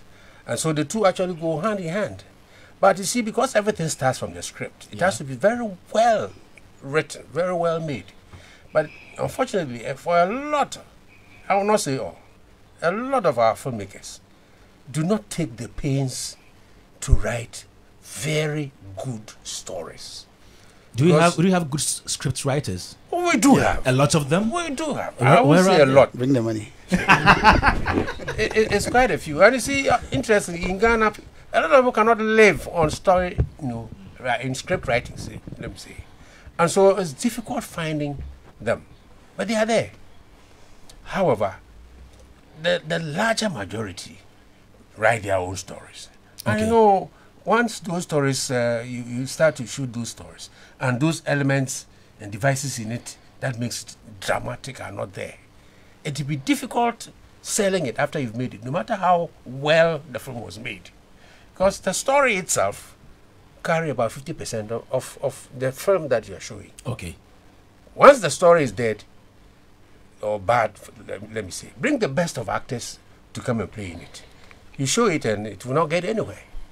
But you can also write a story that you won't see any star in it, but it becomes a big blockbuster, marketing tool. And it's all because of the story. The story is so strong that you can't ignore, watching it. There are films that you watch and you watch again and you watch again and you watch. I remember when Titanic came. Some people watch it 10 times. Yeah. And it's because of the story and how it was prepared and presented. So the story is key. Because in the beginning, even in the Bible, they say it was the word. So if the word is not good, everything that follows, I believe, will not be that good. Oscar, so Yes. after we've done the Ghanaian film, telling the Ghanaian story, how do we get it out there for other people the world over to also see it? Well, thankfully today we have so many distribution possibilities online. You've all heard about the Netflixes, and you can put stuff on YouTube and you can do all of that. But essentially, if you want to get into the box office arena, because there are different arenas, Yes.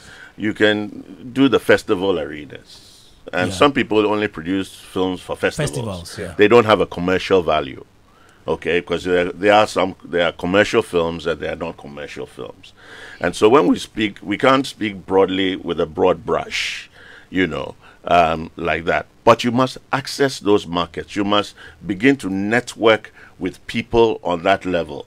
Now, how many Ghanaian producers can buy a plane ticket, go and attend a festival, and go and mingle with, other filmmakers and make the network? And so there's a certain limitation there. And that's where we need a lot more facilitation in opening up the possibilities for filmmakers. And that's obviously it's not just on the NFA itself, but the filmmakers themselves must realize that they must invest in themselves to be able to do that and begin to explore those possibilities. Now, when we talk about film is basically investment. Investment, as Juliet said, and we've all said many, many, many times, it is about your return on investment, and there will become a time where you'll say, okay, so Beast of No Nation was shot in Ghana. Yeah. Is it a Ghanaian film? That's a big question. Because it was shot in Ghana, and there are Ghanaian actors in there. Can you call that a Ghanaian film? The location Please alone educate doesn't determine. The location itself does not determine Right. what a Ghanaian film. Yeah. And if you look at Beast of No Nation, I've done a little bit of research on it. It was not a box office hit. No. Netflix bought the rights. They bought the rights for $12.5 million. And they weren't bothered about cinema box office issues. If you produced your film for $6 million and you managed to sell it to Netflix for $12.5 million, you made 100% return on investment. Exactly. You're smiling. So, and in these days, when we keep on talking about film, you're going to ask yourself, the dynamics are changing. There's a young man who stands there with a phone, makes some funny face on his phone, and makes $2 million. Yeah. And you are running around looking for $100,000 and $200,000, $1 million to produce a film. And so if you're talking about investment, any wise person will buy a 6,000 phone or 2,000 phone or 1,000 phone and make some foolish face, and hopefully it will go viral and make some money. So the challenges to the film industry today, the dynamics have changed in that business module. And I have always said, NAFTI, every single student that has come out of NAFTI is basically an expert in short films. not in feature films. Okay. And yet, that expertise has not been maximized because they have the expertise in that. They are trained to do 10-minute, 15-minute films. Indeed, one of them recently went to the Cannes Film Festival, was nominated to the Cannes Film Festival. Maybe that's the model going forward. Instead of a feature film. Okay. Maybe now on Netflix it's about series. It's not about full feature films. People are doing 6 episodes and selling to Netflix. They make their money, they go to the season 2. You know, before everybody wanted 13 episodes. Now it's 5, 6 episodes, and they're doing it. You have to be abreast with the times. There's a huge, the film industry is, I mean, what's happening today, you must use your coconuts more. Yeah, you've got to research and figure out what it is that you want. But when it comes from a national development standpoint of view, that is in the purview of government, the NFA, and things like that, especially with the funding. Look, nobody should fool themselves. There are people in America who have been looking for funds to do their films for 14 years. 14? Yes. It took them 14 years to find the financing for their film. So film financing is not cheap. It's not like buying tomatoes or something off the street. It's an expensive endeavor. It's an expensive. So if you're going to take a loan from anywhere, be it a private loan or from the financial sector, which unfortunately we do not have a standing relationship with the financial sector, simply because we don't have that infrastructure in place that allows us to, you know, for them to be able to get the ROI, return on investment, and be able to forecast your returns. It becomes challenging. So now we have to really look at the industry and say, how do we get that going? You know, we all want film to go on, but look, if you don't put in your infrastructure for you to get that box office return. Now, let me give you an example. Here we are. How many districts are in this country? 200 and something. 200 and something. All right? Yeah. Okay, fine. Assuming in every district you have just even one screen. Just one screen in every district. That's 200 and something theaters. It doesn't have to be a theater. Well, it just has to be a place where people can watch films with a screen. Whether you cover it with a tent, whether it is a proper cinema, whatever it is, there are seats. How many number of seats per cinema? If you have 200-seater, 200-seater times 200 and something districts. A lot. Please, calculator. 200-seater. It's 40,000 there. Yeah. Thank you. So if I'm going to premiere overnight, right around the country, within the same timelines, one film, 40,000-seater, and I'm charging 10 cedis, how much do I make as a filmmaker? That is 4 million. Yeah.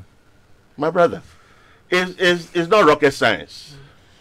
It's not rocket science to put in the systems, but either you get government to support and the financial sector to support, but if you don't put in those structures for a local economy, because the digital economy gives you the global world, but for a local economy, for producers, I mean, once those are in place, and that's why you keep on hearing people say, oh, one district, one cinema, and we keep on hearing the rhetoric.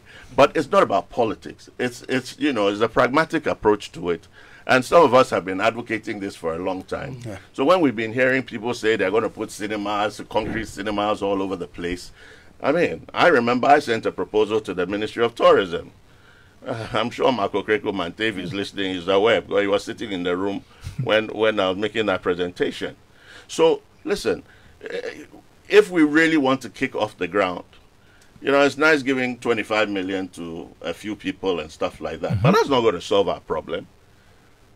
Let's focus on making that circuit, putting the system in place, and so that the returns can come. And then the financial sector will say, okay, now we know that you can make 400 or 4 million a day just by releasing your film.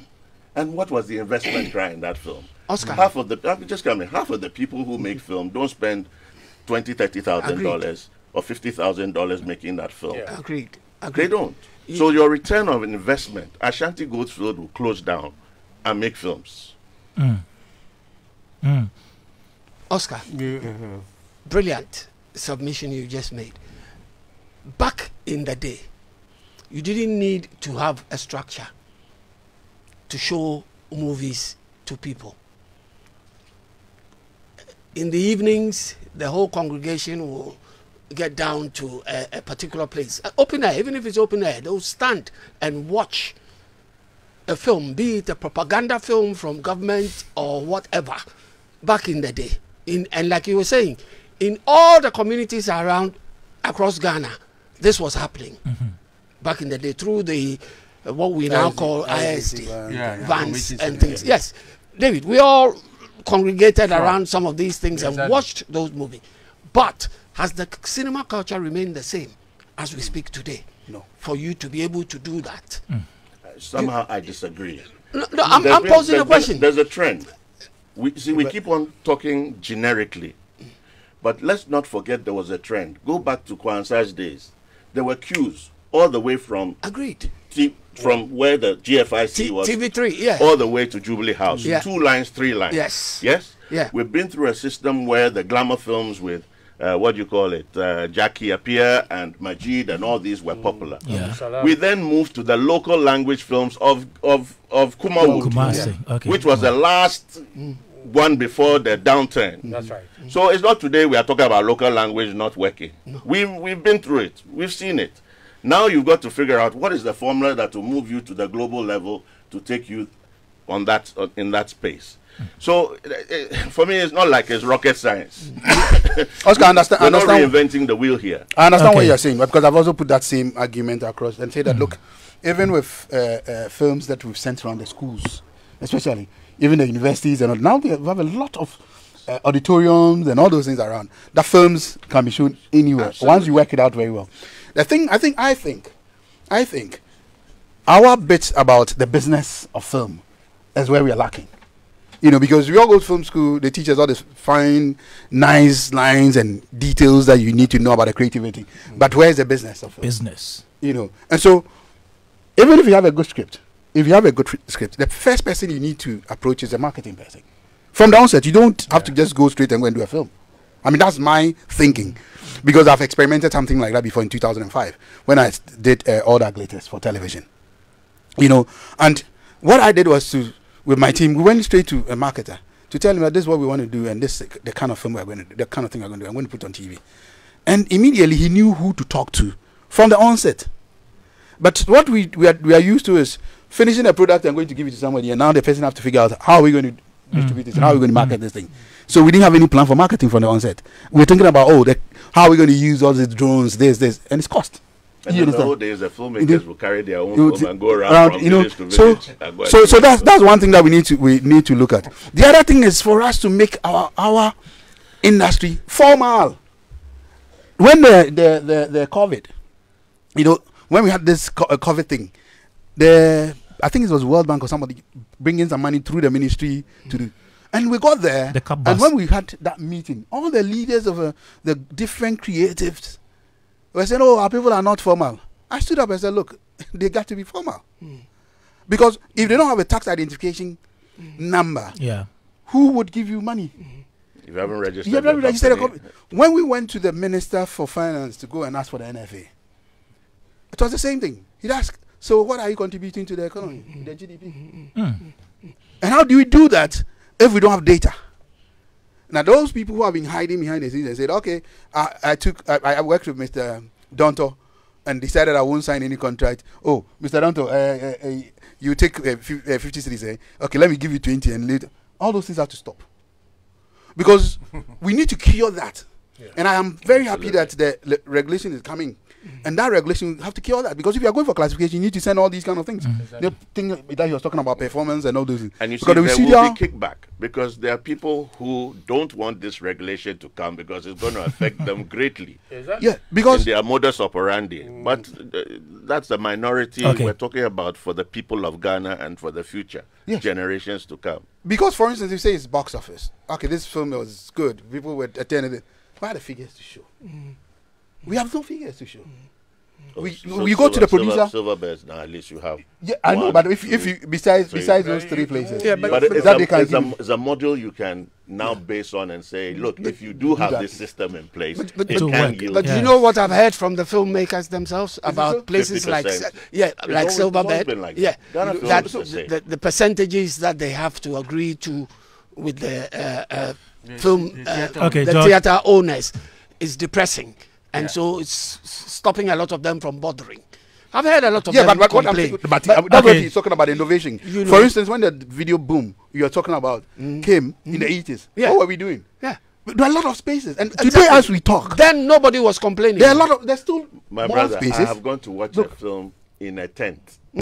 In a tent, not far away. No, nobody was complaining then. In a tent, you sit in a tent. Nobody was complaining. Once the Alright, safety measures are done, and we know that it's good, and they go through the licensing, cool, we should be able to go, because today we go to all these auditorium. Look, go to Zenith College here, just at Labadi, and go and look at the auditorium. You know, the sitting capacity and everything that is done there. Just to any, I mean, it could be compared to any international standard thing that they've done over there. You go different places, the universities, and they all have. So the spaces we have, what they need to do is to license them, and then we know that we have these spaces, and this is because what they're going to do when they license them is going to bring money anyway. Then they also have to pay tax based on the income that they get. Now we can use all these things, so you can use all these things to measure our contribution towards the GDP. But now we don't even have all those things. But then, I mean, I'm hoping that once our people are in charge now, David and Juliet, right, these regulations will push it so that we can have these things done. We will know, people will come back and come and say what sorts of things, permits and all those that they have to agree on. You know, if they come, there should be some of us who are ready to stand up for them. My brother, can you go to America or Britain, just stand on the road and start shooting film? No, you it's can't. impossible. No, It's impossible. You have to let them know whether you need a ceremonial road, whether you need the fire service, whether you're going to use firearms. You're going to have to warn people that the film is going to be shot. I mean, there are safety, health issues. You need permits. You can't just walk anywhere. So if Ghana today, we think we've been doing that for the past 30, 40, 50 years. There was a bunch of guys who did a film on the Spintex Road. It was supposed to be an armed robbery scene at a bank. They didn't tell anybody what was going on, and they went ahead to shoot. They were all nearly shot. Wow. Yeah, but yes, I mean, somebody will quickly go and report that there's a robbery taking place, and by the time you come, you are nearly shot there. I myself was nearly shot back when we did this film. What's his name? Abekwe's film. Oh, okay. We did a scene at the port, and I was in POP, and I was running. I was supposed to be a drug trafficker with cocaine in my POP, and I was running away from the authorities. And I was running through the crowd, and I decided this was not part of the thing. But I jumped on top of the car, which gave authenticity to that there's a thief running. Because now I jumped on top of the car, I was running over the car. A policeman was about to shoot me when somebody stopped him. I would not be here today. Wow. Simply because things were not in place. Exactly. So let's formalize that, and let's look at the local industry well, and how we can put structures in. It's something I've been talking about for years. Great. Because you see, we can look at the international market, but then even when you're going out there, you talk about the festivals. Some of the festivals, we basically even like where you're going to compete, like Oscars. If you have not done the rounds in your own country. You can't. That's one of the conditions. Make sure that our structures here in Ghana are perfect. Even if not perfect, near perfect, so that we can run our system here. And when they come in, I do international productions. This morning I had to go and pick some people from the airport before I came here. And everything that we're doing, they're asking questions, because see, they're coming from the US and Canada, and they're asking questions about permits, that. So you need to do it and do it right.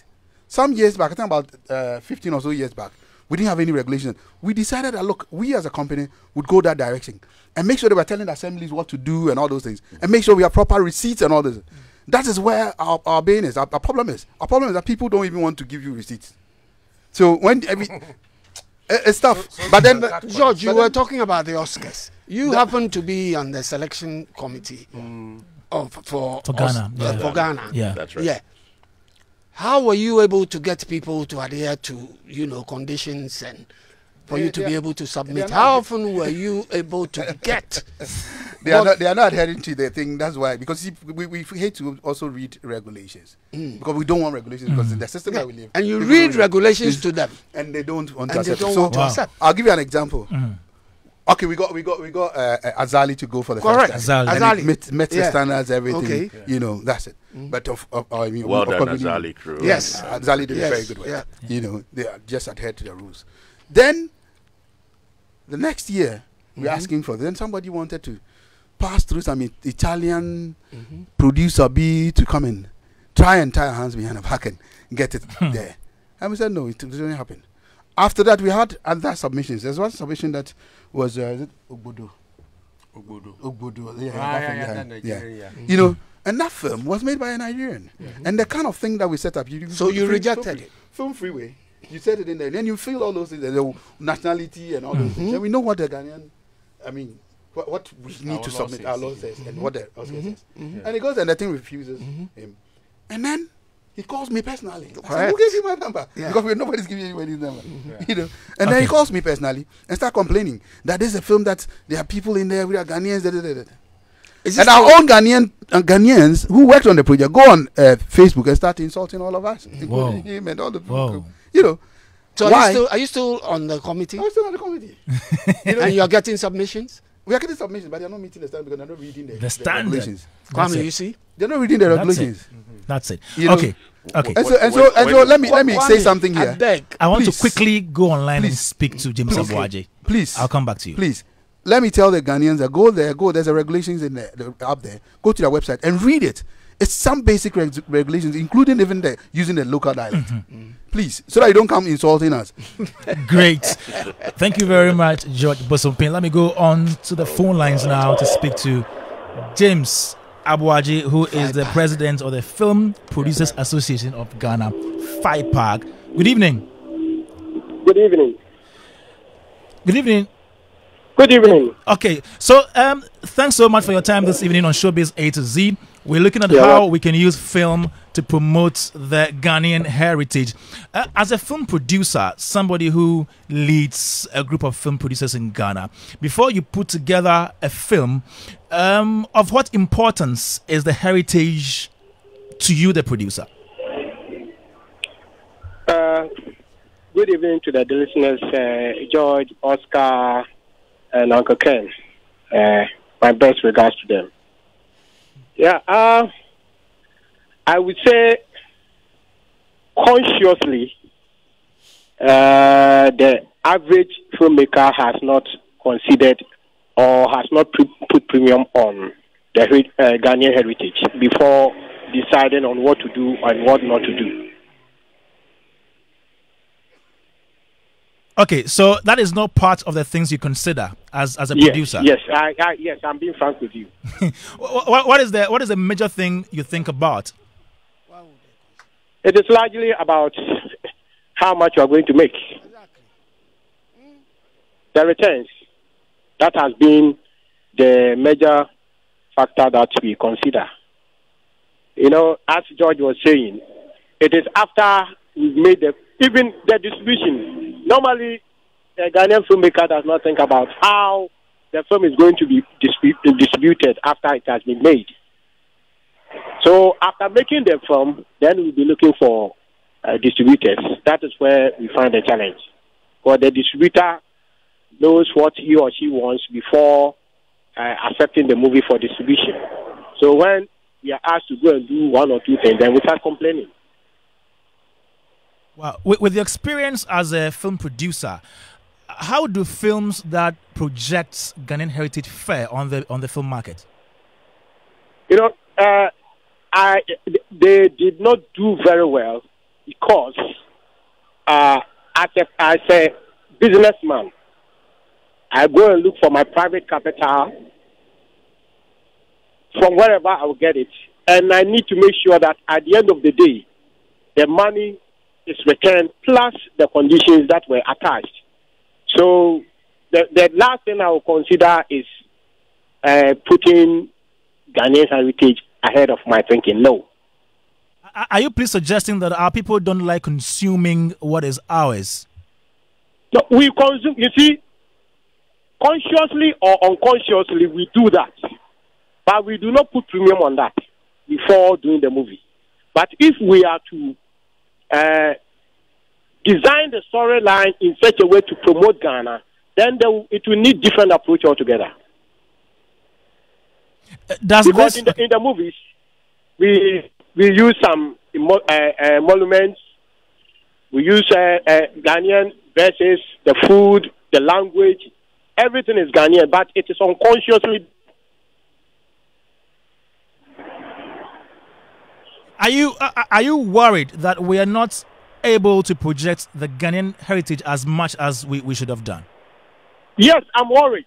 I'm worried because even when you try to make use of some of these heritage, you go there and the authorities in charge will frustrate your efforts. So why do you have to hustle before you do this? So the next time around, you will find the best ways you can do your things without going through those hassles. Which places are these? Them, they will tell you are also making money. But they forget that when you put those heritages in films, people who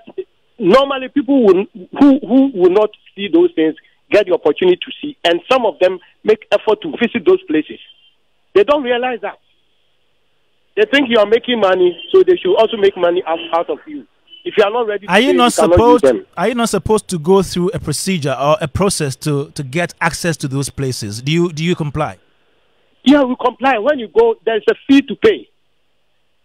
There is a fee to pay, which augments your budget. Not that we are not ready to pay something, we are ready to pay. But the commercial fees that they are charging, that has been one of the concerns. Can you cite examples of places you've been that you've actually encountered such challenges? You go to the tourism sites like Boti or Kintampo, Kakum. Then if you want to use Ghana airports, you are charging dollars. Meanwhile, we are in Ghana, we are Ghanaians. We use cities. If you go there, you are asked to pay dollars. Are you not supposed to go through the NFA when you want access to some of these facilities? No, we are talking about those days that NFA was not in place. NFA has not been in place for how many years now? About 2 years. We are now putting structures in place. So we know that going forward, some of these challenges will be overcome. Okay, in your own capacity as a film producer, what do you think we can do as a people to help us project our heritage through films?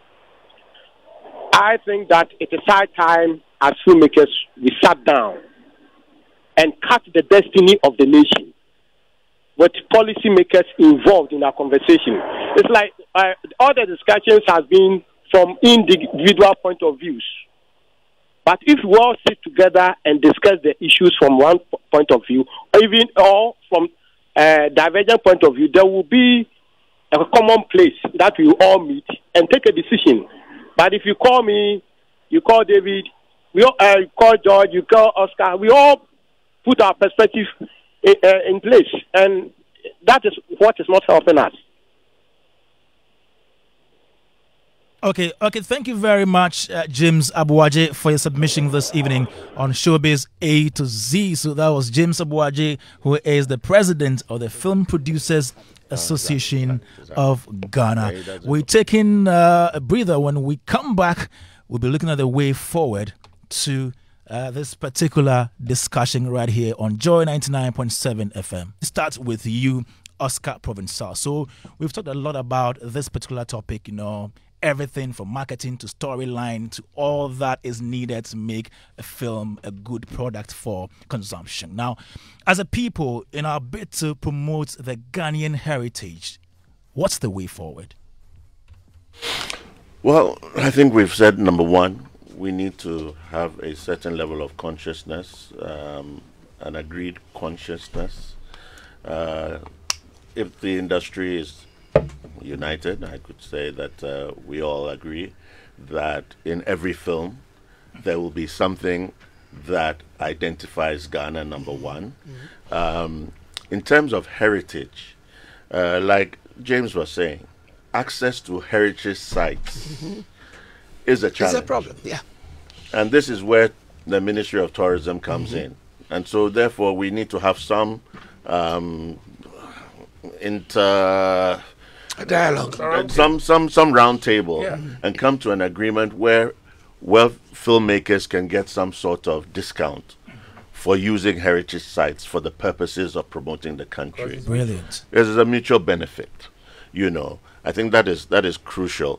It's just the same way that, like my brother was saying, in terms of the screens, using screens in the schools.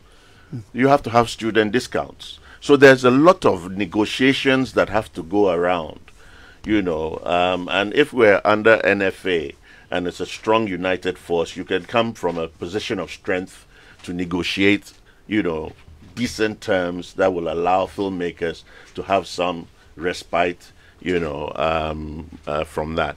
And we've all talked about what goes into the film, but preserving our heritage on film is even more crucial.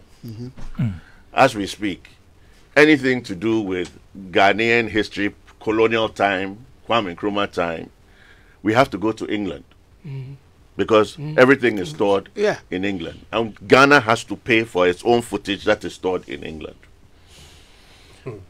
Which is a very, very ridiculous thing. And this happened, you know, when Ghana Films Incorporated was sold to the Malaysians. And indeed, it was a sad sight because the archives were actually thrown virtually. They were burning them in front of the reception area. At their car park. At the car park at the back there. And some of them were thrown in front of the reception area. You know, our own archives. Why do you think that GBC happened? burnt down. Remember the archives that GBC burnt down? Why do you think it happened? Well, they couldn't give a toss. And because once again, it goes back to leadership. If leadership was concerned about issues of heritage and our issues of, you know, preservation, they would not have let that happen. Let somebody take over. Panji sat here and was so scathing. Yeah, I mean, I don't blame him one bit. Everybody should be. Why are we, Ghanaians, with our own heritage, having to pay the British authorities or companies for our own footage? It doesn't make sense. So that's another work of the NFA, which is in the law. You know, archiving. And we have to preserve it in this digital age. We have to digitize all our stuff. In fact, all the films that are being produced today must be stored and digitized and stored and archived. For you know, even in America, there are some heritage films that are declared heritage films by the government, and not necessarily documentary films about heritage sites, but even the films very popular films that came out, like 10 Commandments, for instance, have been declared as heritage films. So we as Ghanaians, you know, UNESCO has set up its own criteria for heritage sites and so forth. But when it comes to Ghanaians, we determine what is a heritage site, what is a heritage story, what is a heritage. Exactly. You know, as a people. So those, I don't know who manages it, the Museums and Monument Board. It's under the Ministry of Tourism. Are they the authority that determines what a heritage site is? I'm asking because I don't know. I'm pleading ignorance here. Oscar, while I was we'll find out. Cinematograph Exhibitions Board of Control, right, what we made sure of was to keep a copy of every film that was brought for classification. Exactly. Okay. So over the years, from all the time that I was there are copies of films that were brought through for for classification. Okay. I want to talk about that. Okay. You know, in terms of archiving, I've started something with Dr. Rebecca Nohinasa from NAFTI. We're doing some research with the University of Exeter, where we are looking at imagining futures, so that we need to keep some of these things for the future. You know, so we did Osofo Dadzie last year. And it's interesting to know that when we went to the library, the GBC had, I think, just 4 copies. Yeah, we needed to look at people. When you say 4 copies, are you talking 4 episodes? 4 episodes. Yeah. Wow. So what format? Betacam. Because we were trying to recover the old Inspector Bediako series, and all of them were on Betacam. Okay. So now, okay, George. What we have done is to go to to do a further one, which is we are looking at the analog films that we have. You know, I spoke to you about that. You spoke to me about that. So we've started that, and we're trying to gather all those things. The good news now is that Ghana is going to digitize their films that are in the UK. Okay. You know, so, and I think it's going to be led by Reverend Dr. Hesse, who really has kept it for us all these years. Great. You know, and so the archives over there, I mean, it's basically they charging a fee to keep it for us. And what they're going to do is to just archive this thing, get it properly digitized, and keep it there for 5 years. Whilst we also plan of how we also would want to repatriate it to Ghana. The other bit about the NFA moving forward, I think the regulations are very important. Yes. I want to talk to all filmmakers. Don't come with that thing that we are going the regulations, they are going to take us money, they are going to do that. Please go and read the regulations that they've sent out. I mean, when they meet you, because they're now moving from one place to the other. When they meet you, read the law. The first thing is to understand the law before you can relate it. Okay. In Tamale, the law was explained very well before the LI came in, so that it is easier for them to see where the regulation is coming from. Understand the law, and then you would be able to understand the regulation. All right. It's very important. Once you do that, all these things we are talking about, including the permits and taxations and all things, will be sorted out. Because I had an experience with them recently. I told you this morning I had to go to the airport to pick some people. The processes, because I had that processes already going for me, because I've been doing that even when there was no law. So we just follow the process. Take a letter from them for clearance. You know, all these people who are coming in here, they need permits. All those things have to be sorted out. All right. Even in this situation where even there's an issue with even the ISD, we still took permits from the ISD as well, because sometimes journalists, when they are coming in here, they don't see it that way because they know only the Minister of Information. You know, so we took both. It is cost, yes, but do you want to do the right thing? You know, because these are the things that when we are talking to policymakers, it is easier for us to convince them to say that, look, put money in our thing, because we are putting money in there. Of course, this thing, I think the permit is $100 for the foreigners. Yes, and we brought 6 of them, so $600. We have paid $600. We've taken another clearance for something else. All those things and the process. But easy, what the NFA needs to do going forward is to engage with all the other organizations besides those in the Ministry of Tourism, because even within the Ministry of Tourism, it's a problem. They need to engage. Then they go out there to look at the tax base and those things. Immigration and GRA, that's the biggest problem too. You know, so because they'll take your thing and look at it and say, we value it at $300,000. Now your tax alone, they'll tell you that even the tax, although it is going to be returned, which under normal circumstances they're not supposed to take any tax, they'll tell you, okay, this in the value of the thing is $300,000. Okay. Then we have given $700,000 as the tax on the thing. Deposit that money before they bring the equipment in. Okay. Now who's going to come and shoot in that manner if I'm bringing only $300,000 worth of equipment? You understand? So put $700,000 down when they are going, and we all know when this money gets to the GRA, when the people are leaving, would they give you the money? You know, so all these things have to be worked out, because it is re-importation. And so what it means is that they will take the things back. They are not importing it here to come and sell. Great. And so all these things have to be sorted out. There's not only the GRA, but all the other organizations, the police force, all this. Absolutely. All those. We identified. So David, yes. Moving forward, your final remarks. 1995, 96. They were doing all of this. Okay, thank you. There's no news. Okay, so Uncle David, Exactly. moving forward, yeah. Once we are dealing with all these organizations and agencies in the system, we need to make sure that they are on the same page with them. The police, the ports, the tax, that is GRA, and all of them. We have to make sure that we have a certain memorandum of understanding with all of them, such that a filmmaker is going to make a film at the airport. He needs permit to shoot on a tarmac, for instance. We've already, done our homework with maybe civil aviation or whatever, and so all they need is a covering letter from us. When they get there, they see it. Oh, you're coming to shoot this, whatever. Whatever you need to go through to pay to get yourself the permission to shoot, you go through it and you shoot. Unlike previously, they will now decide when they would be free or allow you to shoot, how much they will charge for you to shoot, and all of that. We should be, at a certain level of understanding with each other, because whether we like it or not, we cannot talk about Ghana minus those areas. Exactly. And you cannot shoot a film when those areas come in and you say you have to cut it out, because agency or the organization or whatever is not giving you the permission to. All right. You destroy even your story. All right.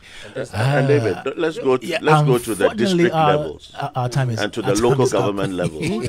It means that they are also going to be revenue. Yeah, Oscar, thank you very much. We need to leave here as of now. Yeah, thank you very much for coming. It's been a very great conversation right here, trying to look at how we can use film to promote the Ghanaian heritage. I had right here in the studio Oscar Provençal, actor, also had veteran actor, chairman of the board of the National Film Authority, David Dontor. George Bosompim is PRO for GAFTA. We had on the line James Abuaje and Juliet Yasantu Asante earlier on. Thanks so much for joining us on the show today, Showbiz A to Z, sponsored by MTN Everywhere You Go, Superstar Multi-Fruit Drink, produced by Philip Nye, Anita Tay, with Oliver Fangnan on social media. My name is Kwame Dadzie. Same time next week, we'll be back. Bye-bye.